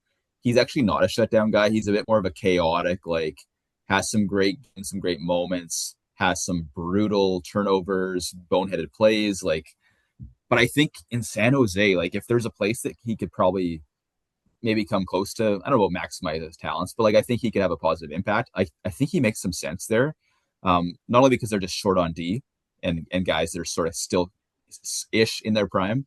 But like this sounds silly, but like the vibes are so good there, and Celebrini just feels he's going to tug everybody across the finish line. It almost doesn't matter who else is there, and I think just adding more NHL talent to the roster, especially on the back end right now, because that's where they really need it, makes a lot of sense. And they didn't give up a whole lot, right? Like Shakir Mukhamadullin, like I don't know exactly what he is. I mean, he's been traded twice now from New Jersey to San Jose in the Yeah. Meyer deal, and now to Edmonton. I mean, I think for Edmonton, they're delighted just to get off Nurse's money, not to retain anything. You can get maybe a third pair defenseman back. I think that's fine for them. But for San Jose, like they can absorb the cap hit. They have lots of cap space. Unlike Pat Verbeek, they haven't spent well. They have spent a little bit on some luxury items like Kiefer Sherwood and Mason Marchment now, and now the two defensemen between Nurse and Trouba. But they had so much cap space to burn. And Toffoli is going to be, his deal will be off the books in 2 years. They haven't really had to pay up for these guys yet, like Celebrini, who still has one more year of ELC. So, and I'm hopping around here, but I do think that Nurse could be a good fit in San Jose. I don't think at the point yet where they're contending, obviously, but I do think that they could be a wild card team this coming year. I could see them frogging Anaheim. And I think having Nurse will help them. I think Trouba, I don't know if I'm a little less high on that deal just because he is 32 and he'll 4-year deal at 8 mil plus. I think his game has really fallen off. I know if you're an analytics person, like the numbers don't look great on Trouba. He's certainly not a puck mover anymore. And I don't think he's actually that good defensively either. I think he has that reputation because he sort of plays hard minutes and he's really physical, but I don't think he's actually that good defensively. So I'd be more leery of that contract because I think they're bringing him in to be a shutdown guy. Whereas I don't think that's what Nurse is like intending to be. I think he's going to be more of a bit of a creator and more of a like transition guy, which I think he can be. So I'd be nervous about the Trouba deal. But at least he is an NHL player. Maybe he'll help a little bit in the short term. Maybe in the before Verhoff gets there and Ryan Lynn gets there and Sam Dickinson's really ready to be a whatever he's going to be, whether that's a top pair guy or a top 4 guy. It does give those guys more time to develop, which I think is always a good thing. So I still, regardless of like the X's and O's of those exact deals and how you feel about them in a vacuum, the direction of the Sharks, I still think because of their prospect pipeline and just because of the Celebrini of it all and those other guys with Will Smith and Stenberg coming in and Misa potentially leveling up as a second overall pick last year, like they just have so much talent that I just don't know that they'll be denied. I think they'll just keep coming. I That's think, how I feel about it. yeah, great synopsis, P. With the years and the term a bit, like I think it is a little bit of buying time for the younger Yeah. guys, which like the cap's going up, you have a little bit of play. Um, I don't know, even if like some of those don't age the best, like people are still able to move off of crazy contracts. Like not Yeah. to completely shift off, but like a lot of people thought that Markstrom was like not going to be traded, and he gets traded to Florida. So Yeah. it's Just one last thing on San Jose. Like if anybody stood up straight at that Leo Carlson offer sheet other than Pat Verbeek, it was definitely Mike Greer. Not now that said, Celebrity cannot be offer sheeted as a RFA coming off that deal, but like regardless of that, I think if he could sign Celebrity today, he would do it. If he could sign him tomorrow, he like every day he's gonna call his agent and say like, does Macklin want to sign yet? And like, here's the checkbook. Like, write a number down, whatever you want. Like, we don't doesn't matter because the price is only gonna keep going up. And I don't think they want to have any part of ever having an offer sheet conversation, right? no, no, And I'm also not realizing though, like Carlson is coming off his ELC and was offer sheeted, so I'm not sure exactly what the difference is because I've there's been some other guys come off their ELC that I've heard are not offer sheet eligible. So actually, I'll have to check myself. I don't actually know whether Celebrity could or cannot be offer sheeted next summer. But regardless, I don't think they should even, you know, they shouldn't. It's Bedard. Bedard is the guy who apparently is not offer sheet eligible, even though he's off his ELC. So I don't know why Carlson could be offer sheeted and Bedard couldn't be. So yeah, we anyway, got homework for the off season. I we have some like it. homework. Yeah, I need to figure out why that is. But As a in any teacher, case, yeah, always learn in the off season, even in the summer. Luke, yeah, you want I in on still am. this? Yeah, Yeah, we might have to start a segment, Pete's Pacific Division, but uh, yeah, honestly, like Flip it. Truba and Nurse, like ideally you only have maybe one of those contracts. yeah. I think two is maybe where you start getting into trouble towards the end of the deals, but um, in the short term, like you said, Pete, got to have some guys at least to fill in the roster because a lot of the prospects are still a couple years away and stuff. But um, Kessel Ring yeah, too. Forgot about him, but he's been there for a bit now, I guess. But yeah, Yeah, but yeah. yeah, I saw like a visual on like Instagram or something. It was like San Jose Sharks draft. It was like beautiful illustration of like this like horse, and then uh Sharks free agency. It was like a stick figure horse on the other half. It's like cut in exactly. half. Yeah, I saw the same one. Yeah, it's But perfect. Yeah. overall, not moves that I think will sink the Sharks in the long run, but definitely some pricey contracts that they'll have on their books. According to NHL Humor, even though Greer had such a good draft, he would have been fired just based on all of his signings in free agency, according to NHL Humor page. So, Sim, Yeah, I think my biggest issue with all these signings is like are you just not understanding the market? Like who else is like interested in paying Truba 8 million right now? Like I I feel have like no idea. you could have probably dropped that by a couple mil and still got that signing. You know what I mean? Like I understand the strategy. Like get yeah, these roster guys for the short term to help your team make those playoff runs already. You got Celebrini. Let's just give him a team, build a team around him, right? Nurse, I think, is a good fit for sure. But like, is there really a lot of other teams that are trying to get Nurse without retention? Like, just get some salary retention on him, and then you have that extra cap space to do more. You know, Probably could have even like made Edmonton pay an extra piece or pick. oh, we A bumpy. start over there, Luke.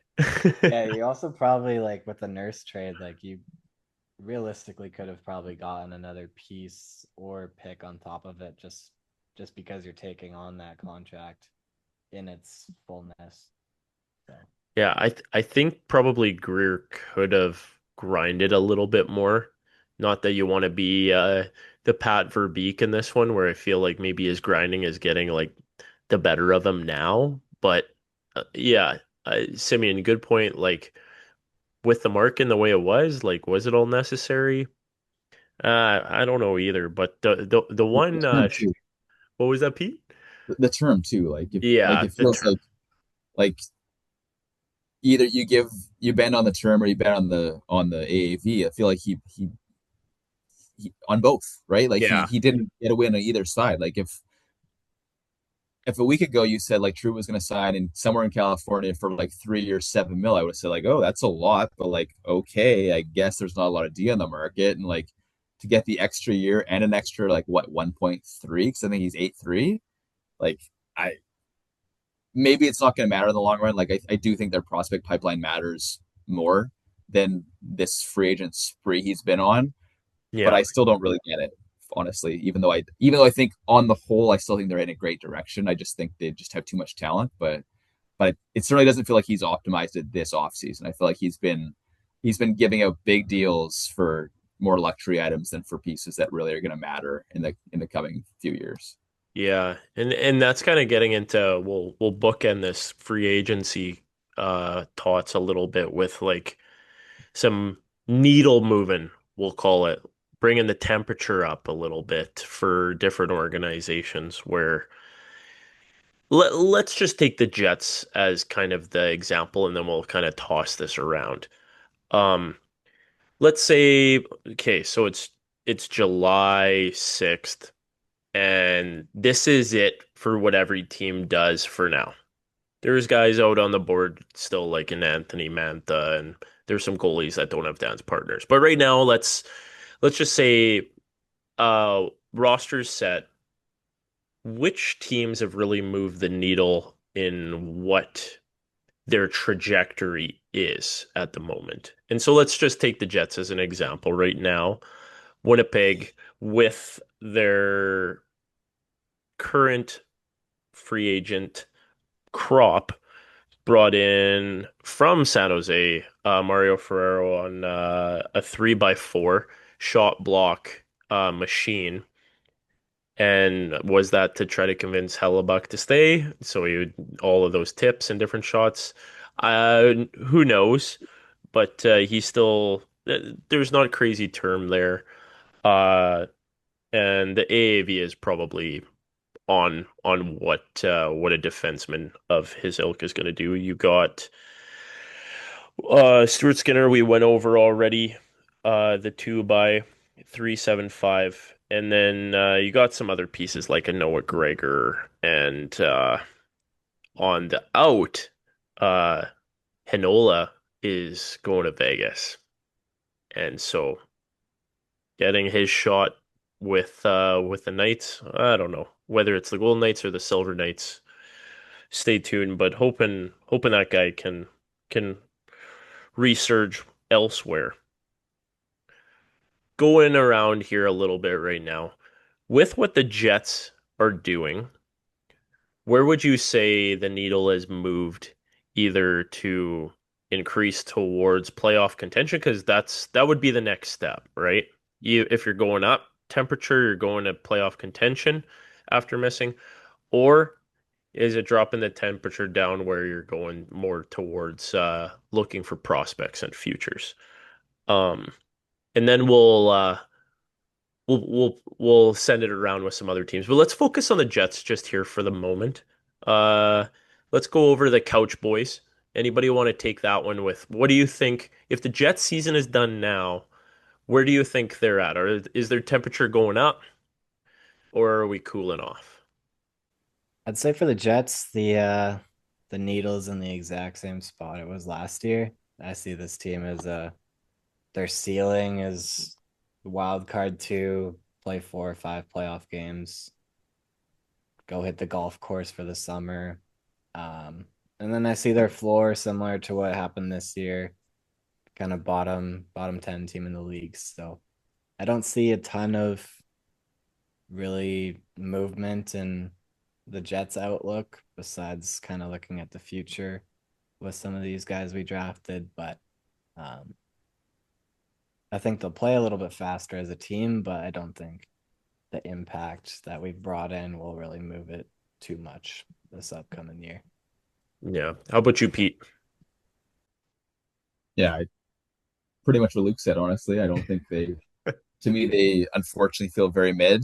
I think they're good enough that I don't think they would pick top 10 again next year.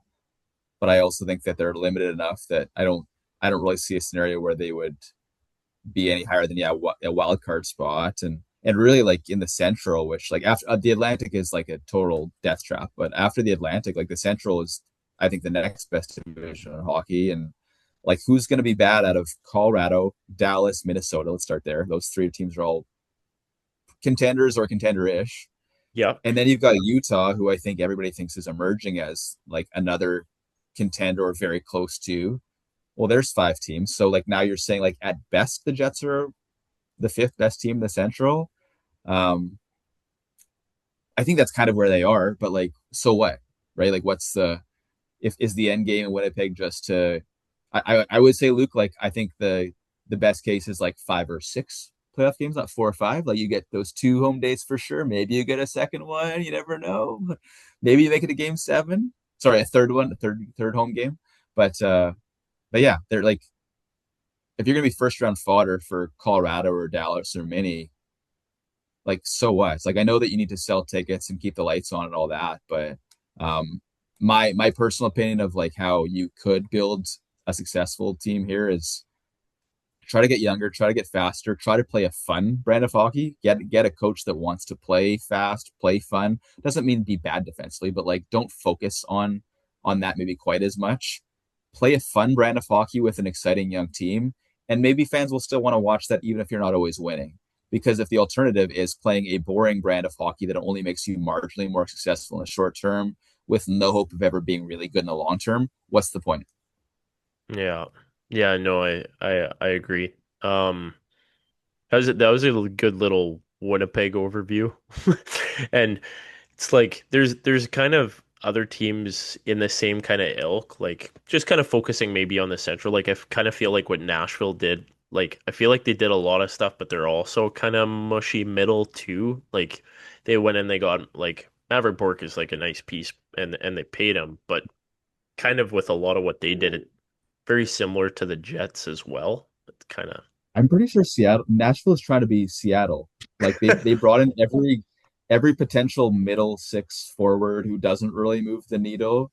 And I like Maverick Borg. I think he's a really good player, but like on the Nashville Predators, like he strikes me as like I don't know who among that group is going to emerge as like anything because they brought in Ross Colton from Colorado, not surprisingly, GM, yeah, former GM, yeah.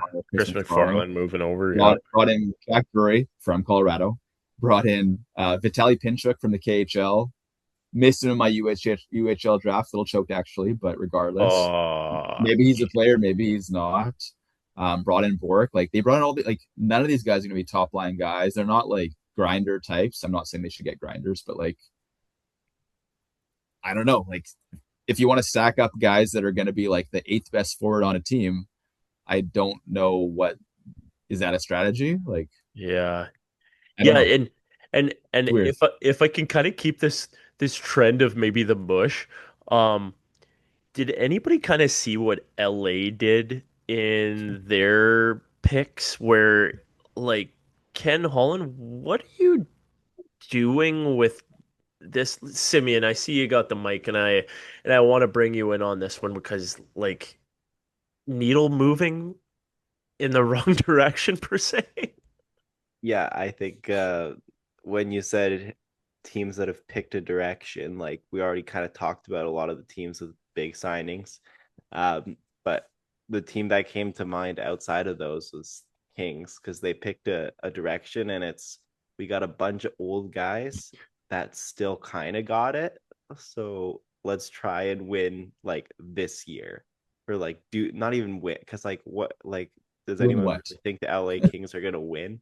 But like let's try and contend this year. And I guess they have some faith that they could do it. Um, I'm actually quite interested to see what happens because they've got all these big names that I grew up with, and Yeah.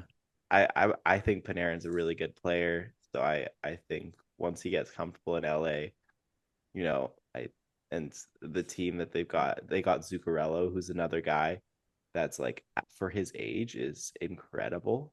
Uh, I really like Zuccarello and yeah. the Norwegian flavor there. Yeah.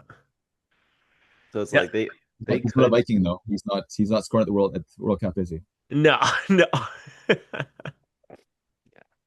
don't know. They could be a pretty pretty decent team, and I'd love to see them make a deep run. I don't think it's gonna happen, but it would be cool to see Yeah. all these old I guys. think they're running into Edmonton again, and it's just gonna be like rinse and repeat. But Yeah. I think they'll they're a lottery team closer. I think they're closer to a lottery team than they are to a playoff team, honestly. Maybe that's a really hot be. take. I Yeah. agree. I don't I think they're I I was gonna say something a little too harsh, but I think they're crap. You might not be wrong. You might not be wrong, but the direction they have picked is we are going to Defined. try to contend. Yeah. I think Ken Holland looked at the list of UFAs and he's like, give me the guys whose names I recognize. I haven't really been following hockey for the last 10 years. Like Eric Hall, he's still good, right? Yeah. Right? Like Oh man. Max Yo, Zuccarello, like Corey he was Perry. unbelievable. Scott Lawton's another one. It's like, oh yeah. Yeah. Is he still like Actually, how old is of all he? the guys they brought in or re-signed in that case, like I actually don't mind Scott Lawton. He actually was pretty good down the stretch there Yeah. for them.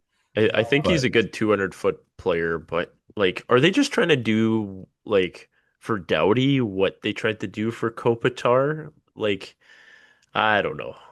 That one was like just Byfield did not take a step this past year when everyone thought he might.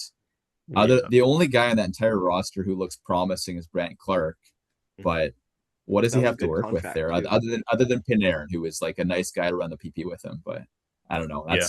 That's a sad place right now. Like I don't think they're. I honestly cannot think of a worse place in the entire NHL right now as far as their long term trajectory, just because they're gonna be good enough. When I said lottery team, like I don't think they'll be a lottery team, but they're gonna be out of the top 10 when they pick.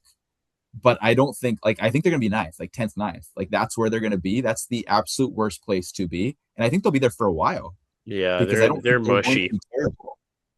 Yeah. Yeah, and maybe let's stick with this flavor and then we'll break before trade talk. The Kraken and going from the mirror with Nashville. But all this like chatter and the Robertson stuff and now like Shane Wright like really kind of pushing it where like he wants out. Like I don't like I just after Vegas being like and yeah, they probably had a little bit of luck on their side with the way that the cards that they played for their expansion. But man, like I kind of feel for Seattle as a new franchise. That's a tough one. Like I can't even think of anybody that they signed and they're letting well, they don't even have Tolvanen, who I think would be kind of a sneaky pick maybe for the Jets to kind of take a Winnipegger fly on, but I don't know. And any other needle movers or completely staying in the mush before we wrap up, boys? Just one to quickly add. I think Washington really is gonna take a step this next year. You see a bunch of these forwards that they added. Well, maybe it's not great for like their long term, but I think in the short term, you just take a look up and down their forward lineup and they're stacked. Ovi's coming back for another year. He just signed his Yes. and they got Logan Thompson in net and a bunch of great guys on the back end as well. So I feel like they've kind of taken a step. The needle's moving up with them. Yeah, I think that's a good way to end on a positive there, Luke. I'll pull it up in the feed here, but if you look through the forward depth here, like with this graphic, you got down the middle, you got Strome, Dubois, Protus, and then sort of was a really nice player towards the end of the year. I noticed him like really popping off. Yeah, He was in the A if memory serves me right, hey, and then he was he Yeah, got with called up. Florida. He was he's a with great. Florida? Yeah, they traded for him last year for like a second round pick, and I think a lot of people were like, "Guy hasn't cracked the lineup yet. Like you're giving up a second round pick," and he was awesome last year in a Yeah. kind of a middle six kind of role. Yeah. I remember looking at picking him up in fantasy because he was popping off with the points. But then on the right side, yeah, you got the grade eight returning, which is great. He'll be chasing, I think, 11 goals till he's the all-time scoring between combined playoff and Yeah. whatever. Everybody's trying to take away his all-time greatness, but I think he passes that for sure. And then you got Kyrou and Wilson on the right side, left side. You got the new Tuck, Leonard, young burner. You got Jenner in a fourth line role. I don't know, like that forward core boys. They're deep. They're so deep. And like the thing I heard people talking about Washington, like last year, even though they didn't make the playoffs, from expected goals perspective and from like chance generation, they were a really pretty strong team last year. They didn't have a lot of rush offense, and Mm, more and more in the NHL these days, like a higher and higher percentage of your offense is created off the rush because it's easy money, right? Like if you can get those 2-on-1s, 3-on-2s with speed and get like a cross ice seam pass to, the goalie's moving east west, like he just those are higher danger chances, right? And they were generating a lot of that. Carolina, who just won, was one of the top teams in the league at rush offense. Vegas, when they won, same thing. So getting a guy like Kyrou, especially, and also Tuck, like that was a team that looked at their weaknesses and said, what kind of players could we use and fill those spots with? And so I thought they really did an interesting job of like targeting those players and knowing what they needed to get better. Although I don't love the Tuck contract, I agree with Luke that like in the short term, those guys I think really make them better, especially Kyrie, who like he's been like a high 30 goal guy a few times. And he had a bad year last year, but like, he and the coach probably not seeing eye to eye. I could see him like really being rejuvenated. He's still, I think, 28, so he's got yeah, some good years left potentially. yeah. So I hear a yeah, I lot of agree good things totally. from Carberry. A lot of good things. So He's apparently he's awesome. yeah, Like he knows how to communicate with players. He's really smart, kind of a modern coach, right? Like the kind of guy that you just dream of the Jets hiring rather than a guy like retread. Scott Arniel. No. Well, let's break it there, guys, and then we'll come back with some trade talk.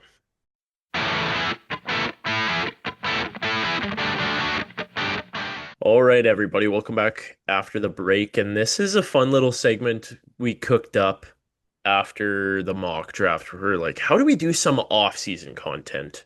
And so, if we were to pretend that we, as the 32 Tots team, were individual players and we were in the show in the NHL, who would be on our trade clause list?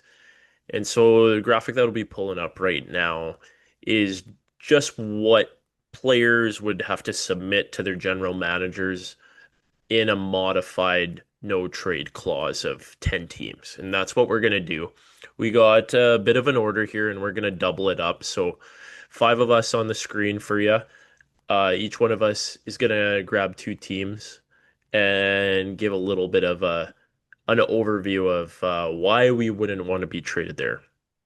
And it might be challenging. Everybody likes to rag on Winnipeg Jets and that they're on the list. Technically, if we're signing, and we're all living here, so we'll have some fun with that. But going up first, who was last in the mock draft? This seems fitting. Felice, where you're gonna start us off. Who's your double on your list for to start us off for doing our group of 10? Well, I'll start you off with my number one. That is the Columbus Blue Jackets. So when I mentioned this to Luke, as he put it, they're very similar to the Jets. Ceiling is a wild card spot, but they aren't exactly good enough to get a good pick either. They're the mush middle. No one wants to go to a middle team. And then my second pick is Chicago Blackhawks. Yes, they have Bedard, but as I see it, with the way their GM has been making moves lately, I don't see him staying there much longer. Their trajectory is already not exactly going up, and if Bedard leaves, I don't know exactly what that team would bring any player going there. So Thanks for starting us off. Yeah, that's a twofer in Illinois and Ohio. Uh, Tough look for the Midwest there. Um, To you, Luke, at the number 2 spot. Who's your twofer?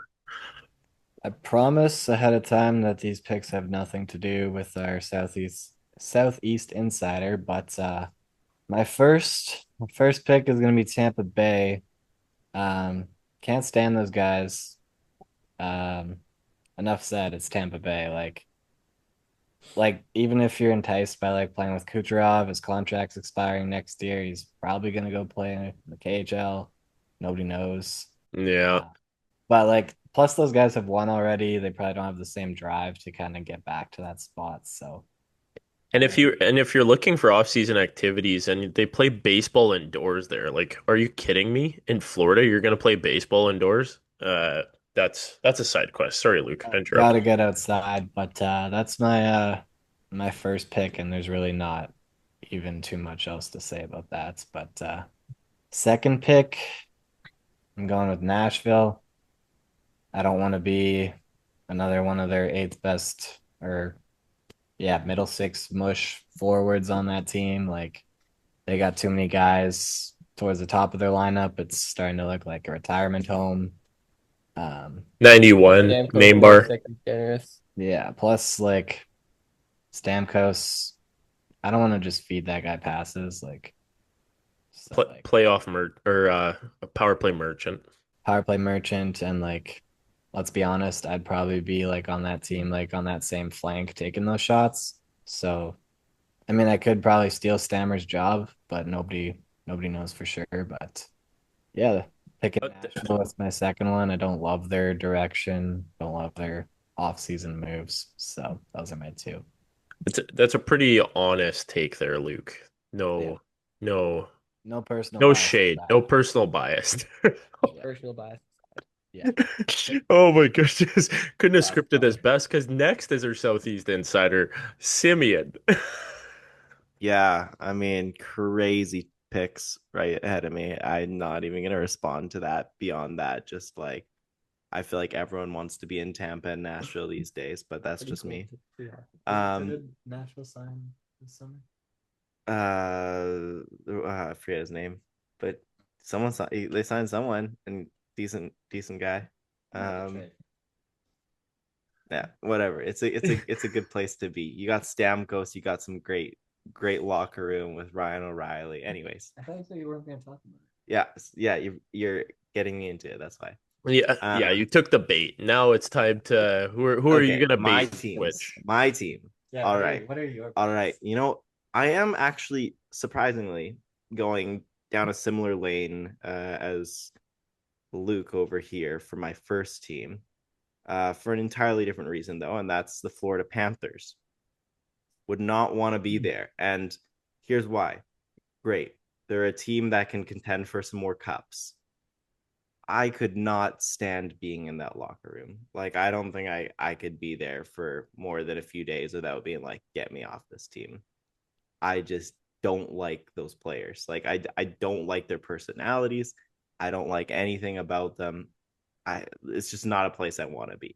On top of that, I'm just not a big like beach, like Florida guy. Like it's just not the place that I want to be. What Yeah, about like Tampa? Tampa, honestly, as much as I love Tampa as a team, I love their players. They would not be at the top of my like this is where I want to play list. The only thing that would draw me there is just getting a chance to play with a guy like Kucherov. But so anyways. Yeah, that's better Yeah.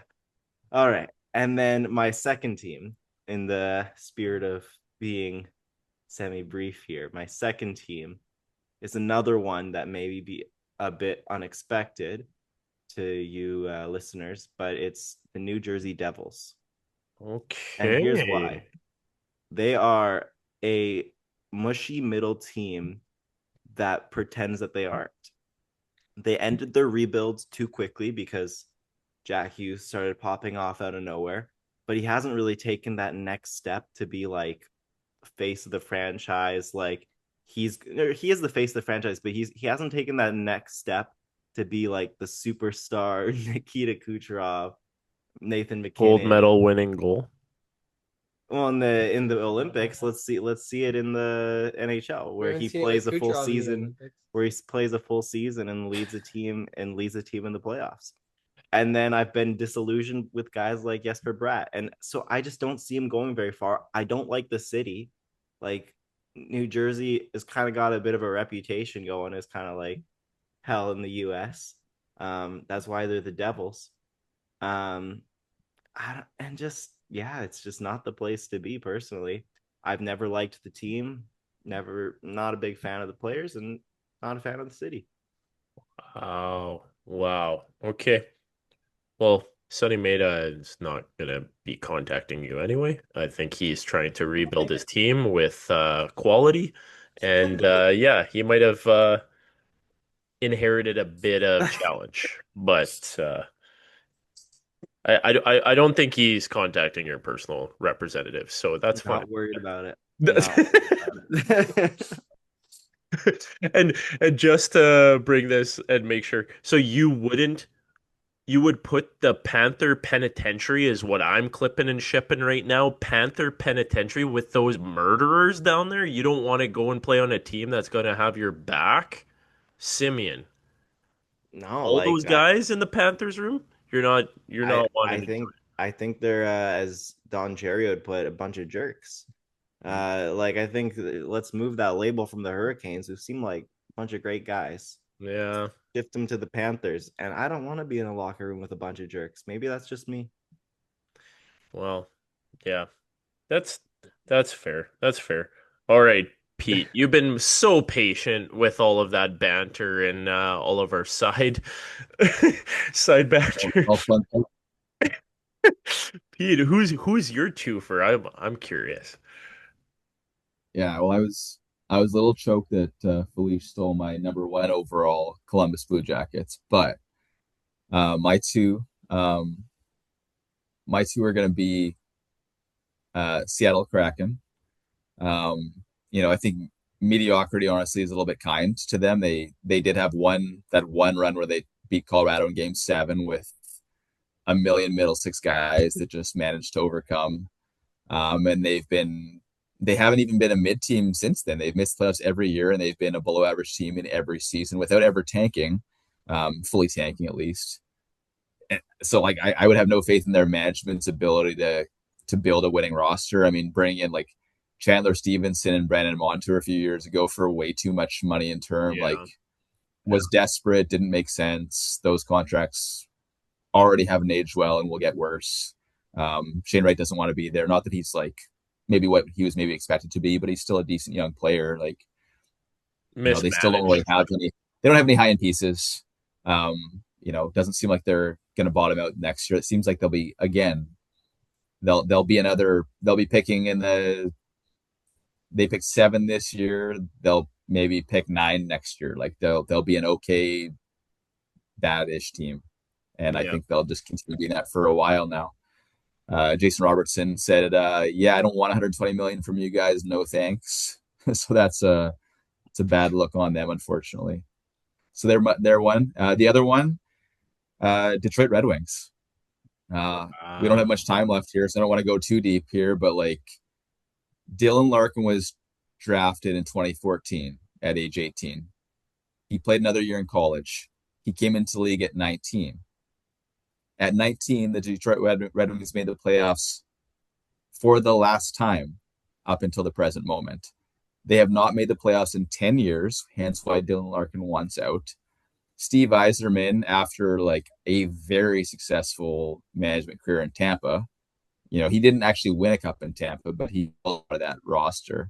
Yeah. I mean, Julian Reese-Bois deserved his flowers. He's done a great job there, but Steve Yzerman was around for a lot of the buildup of that team. And then he comes to Detroit, and it's been an utter tire fire every step of the way.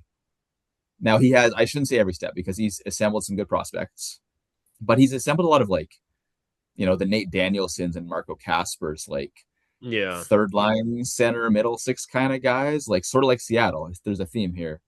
Like you could have just taken Zach Benson. You could have taken Quinn Hughes back in the day. There's been a lot of guys that they have missed on. And then they brought in guys that were really bizarre. Like why they ever wanted Ben Sherratt to play in their top four is beyond me. Like he's been an anchor for Moritz Seider from day one. Why he not the most impactful move in the world, but probably the strangest NHL move I've seen in the last 5 years, and that's saying a lot, is when Steve Yzerman traded Jake Wallman to San Jose a few years ago. And I remember hearing the deal was like, oh, like Jake Wallman for second round pick. I'm like, okay, like, sure, fine. And then you look at the deal, and it was Jake Wallman and a second round pick to San Jose, and I don't think they got anything back. So for some reason, they had to cap dump a top four defenseman who's a good skater and has some offensive pop, and give a second round pick. He was only making 3.4 mil. It never made sense at the time. It looks horrendous. Misassessed. The Sharks got Wallman and a second, and then they dealt Wallman to Edmonton later the same season for a first. They got a first and a second just to have Jake Wallman play 2/3 of a year there for 3.4 mil. It made no sense. It'll never make sense unless there was some shenanigans in the locker room that he couldn't possibly. Who Yeah. knows? I don't know the Yeah. stories, but in any case, Steve Yzerman has done, in my opinion, a really bad job there. But because he's Steve Yzerman, a legend of the game, period, but also a super legend in Detroit. Like outside of Gordie Howe, like would Steve Yzerman be the next biggest Detroit legend? Probably. So the Yeah. ownership group there, Little Caesars, I don't think they want to fire Steve Yzerman anytime soon. Anybody else would have been fired a couple of years ago because the Yzer plan has not come to fruition, and so I'm not going there. Yeah. No, that's a good take, Pete. And you save me my teams, but mine's gonna be like a little bit of a twofer with the way that I'm gonna do my own as a personal player and then kind of like a little bit situational. Um, kind of connecting this to the last ending with Ken Holland. Like I actually would have LA on my no trade, and some people would be like, "Oh, there's beaches, there's Hollywood, and all this kind of stuff." I'm a farm boy at heart, and I live in Winnipeg. Like I want nothing to do with the busyness of LA, and also just kind of how middle and mushy their team is as well. I think they're gonna be in for it. So LA is up there on my board, and probably everybody else would be like, I want to go to LA, but that's my board. And to mirror across the other way from LA, I have the New York Rangers and a little bit of what has been a big challenge with Chris Drury and the management. Um, League-wide memo going out. yeah, Chris Kreider is constantly, available. constantly memoing. Um, and like I've been to New York. It's still a little bit in me, like to see a game in Madison Square Garden would be pretty cool. But I could not handle the busyness and all of that being a farm boy again. But also just how they've uh treated some players. Like they bring in the nail gun like JT Miller and then they ship out Keandre Miller and you see what he's able to do away from the team, and then how they treated Truba as like kind of a part of their core piece and stuff like that. Like I get it, it's the big city, big business, big apple. I just wouldn't want to be near that, and that's maybe me, small town, big city for a small province kind of guy, but I ain't going to the two big markets that rounds up our no trade top 10 with Chicago, Columbus, Tampa, Nashville, Florida, New Jersey, Detroit, Seattle, New York, and LA. So there's the list, and that was a fun little dive crew. And And any despite everyone hating them, nobody said Vegas. yeah. Yeah, you know Just what? fine. I am just such a not fan of the crazy gambling and casinos, but but like the players there seem like a good time. I don't Yeah, and I like the think management it'd be and good. the owner kind of seem like And also like the fans, like I feel like they've distanced themselves from that side of Vegas a little bit, so I can respect that too. I yeah, think the more I think about it, the more I'm like, no, I actually wouldn't mind going to Vegas. yeah. They'll contend every year. Yeah. Yeah. I do care about that too. As much as my picks were about the cities, some of my other picks, if I were to make a longer list, would be Yeah. also considering a lot about like contention. Didn't you pick Florida?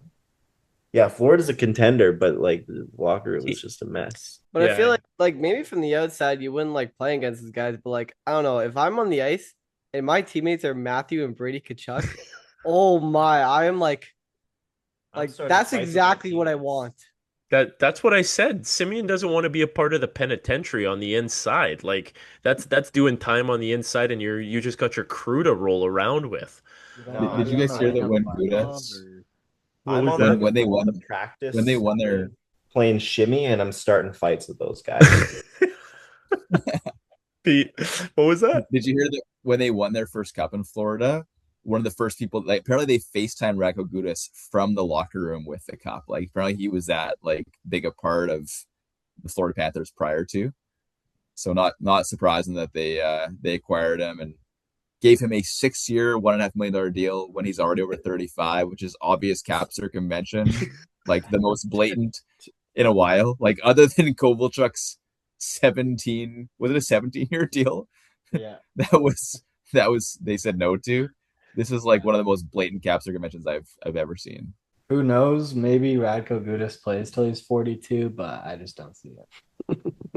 I think the Gudis and the Marchand are both cap circumvention. Like I saw Absolutely. Yeah. I saw the same thing you just said, Pete, in relation to Kovalchuk and Marchand. Like the fact that they nixed the Kovalchuk thing at the age that his Yeah. contract was going, but then they let Marchand's contract. Like I don't know. Florida's getting away with it. LTIR forever, right?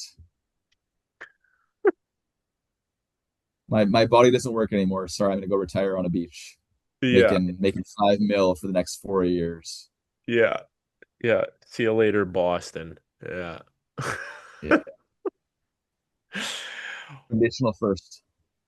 Well, boys, we ready to tie a bow on this? That's it. Like we're not gonna be back together as a crew unless if the Hellebuzz becomes the Hellebuster, I think.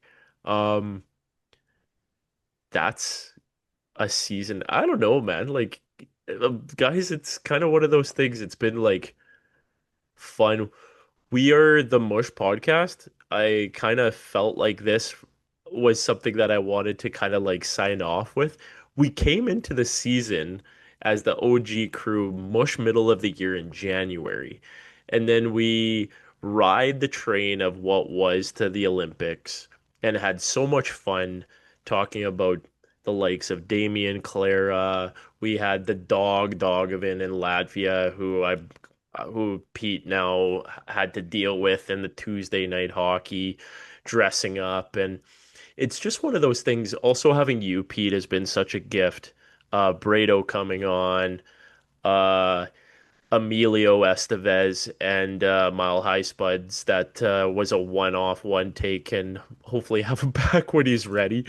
And John have great like the characters that have entered our 32 Tot team has been a gift to me, and I just wanted to say, like, from all of us, the fact that you would tune in and hear this puck talk is a gift to all of us, and we're just excited to see what happens. Um, like we might be connecting with some clothing connections. We might have like a little bit of a finger on a pulse of something that's not in like uh, a little bit of an Easter egg if you don't know. But I'm very fortunate to be a part of this team, and from all of us, like we don't know what next season has. The off season has a little bit more, but from all of us here, like thanks for tuning in, and we can't wait for next season.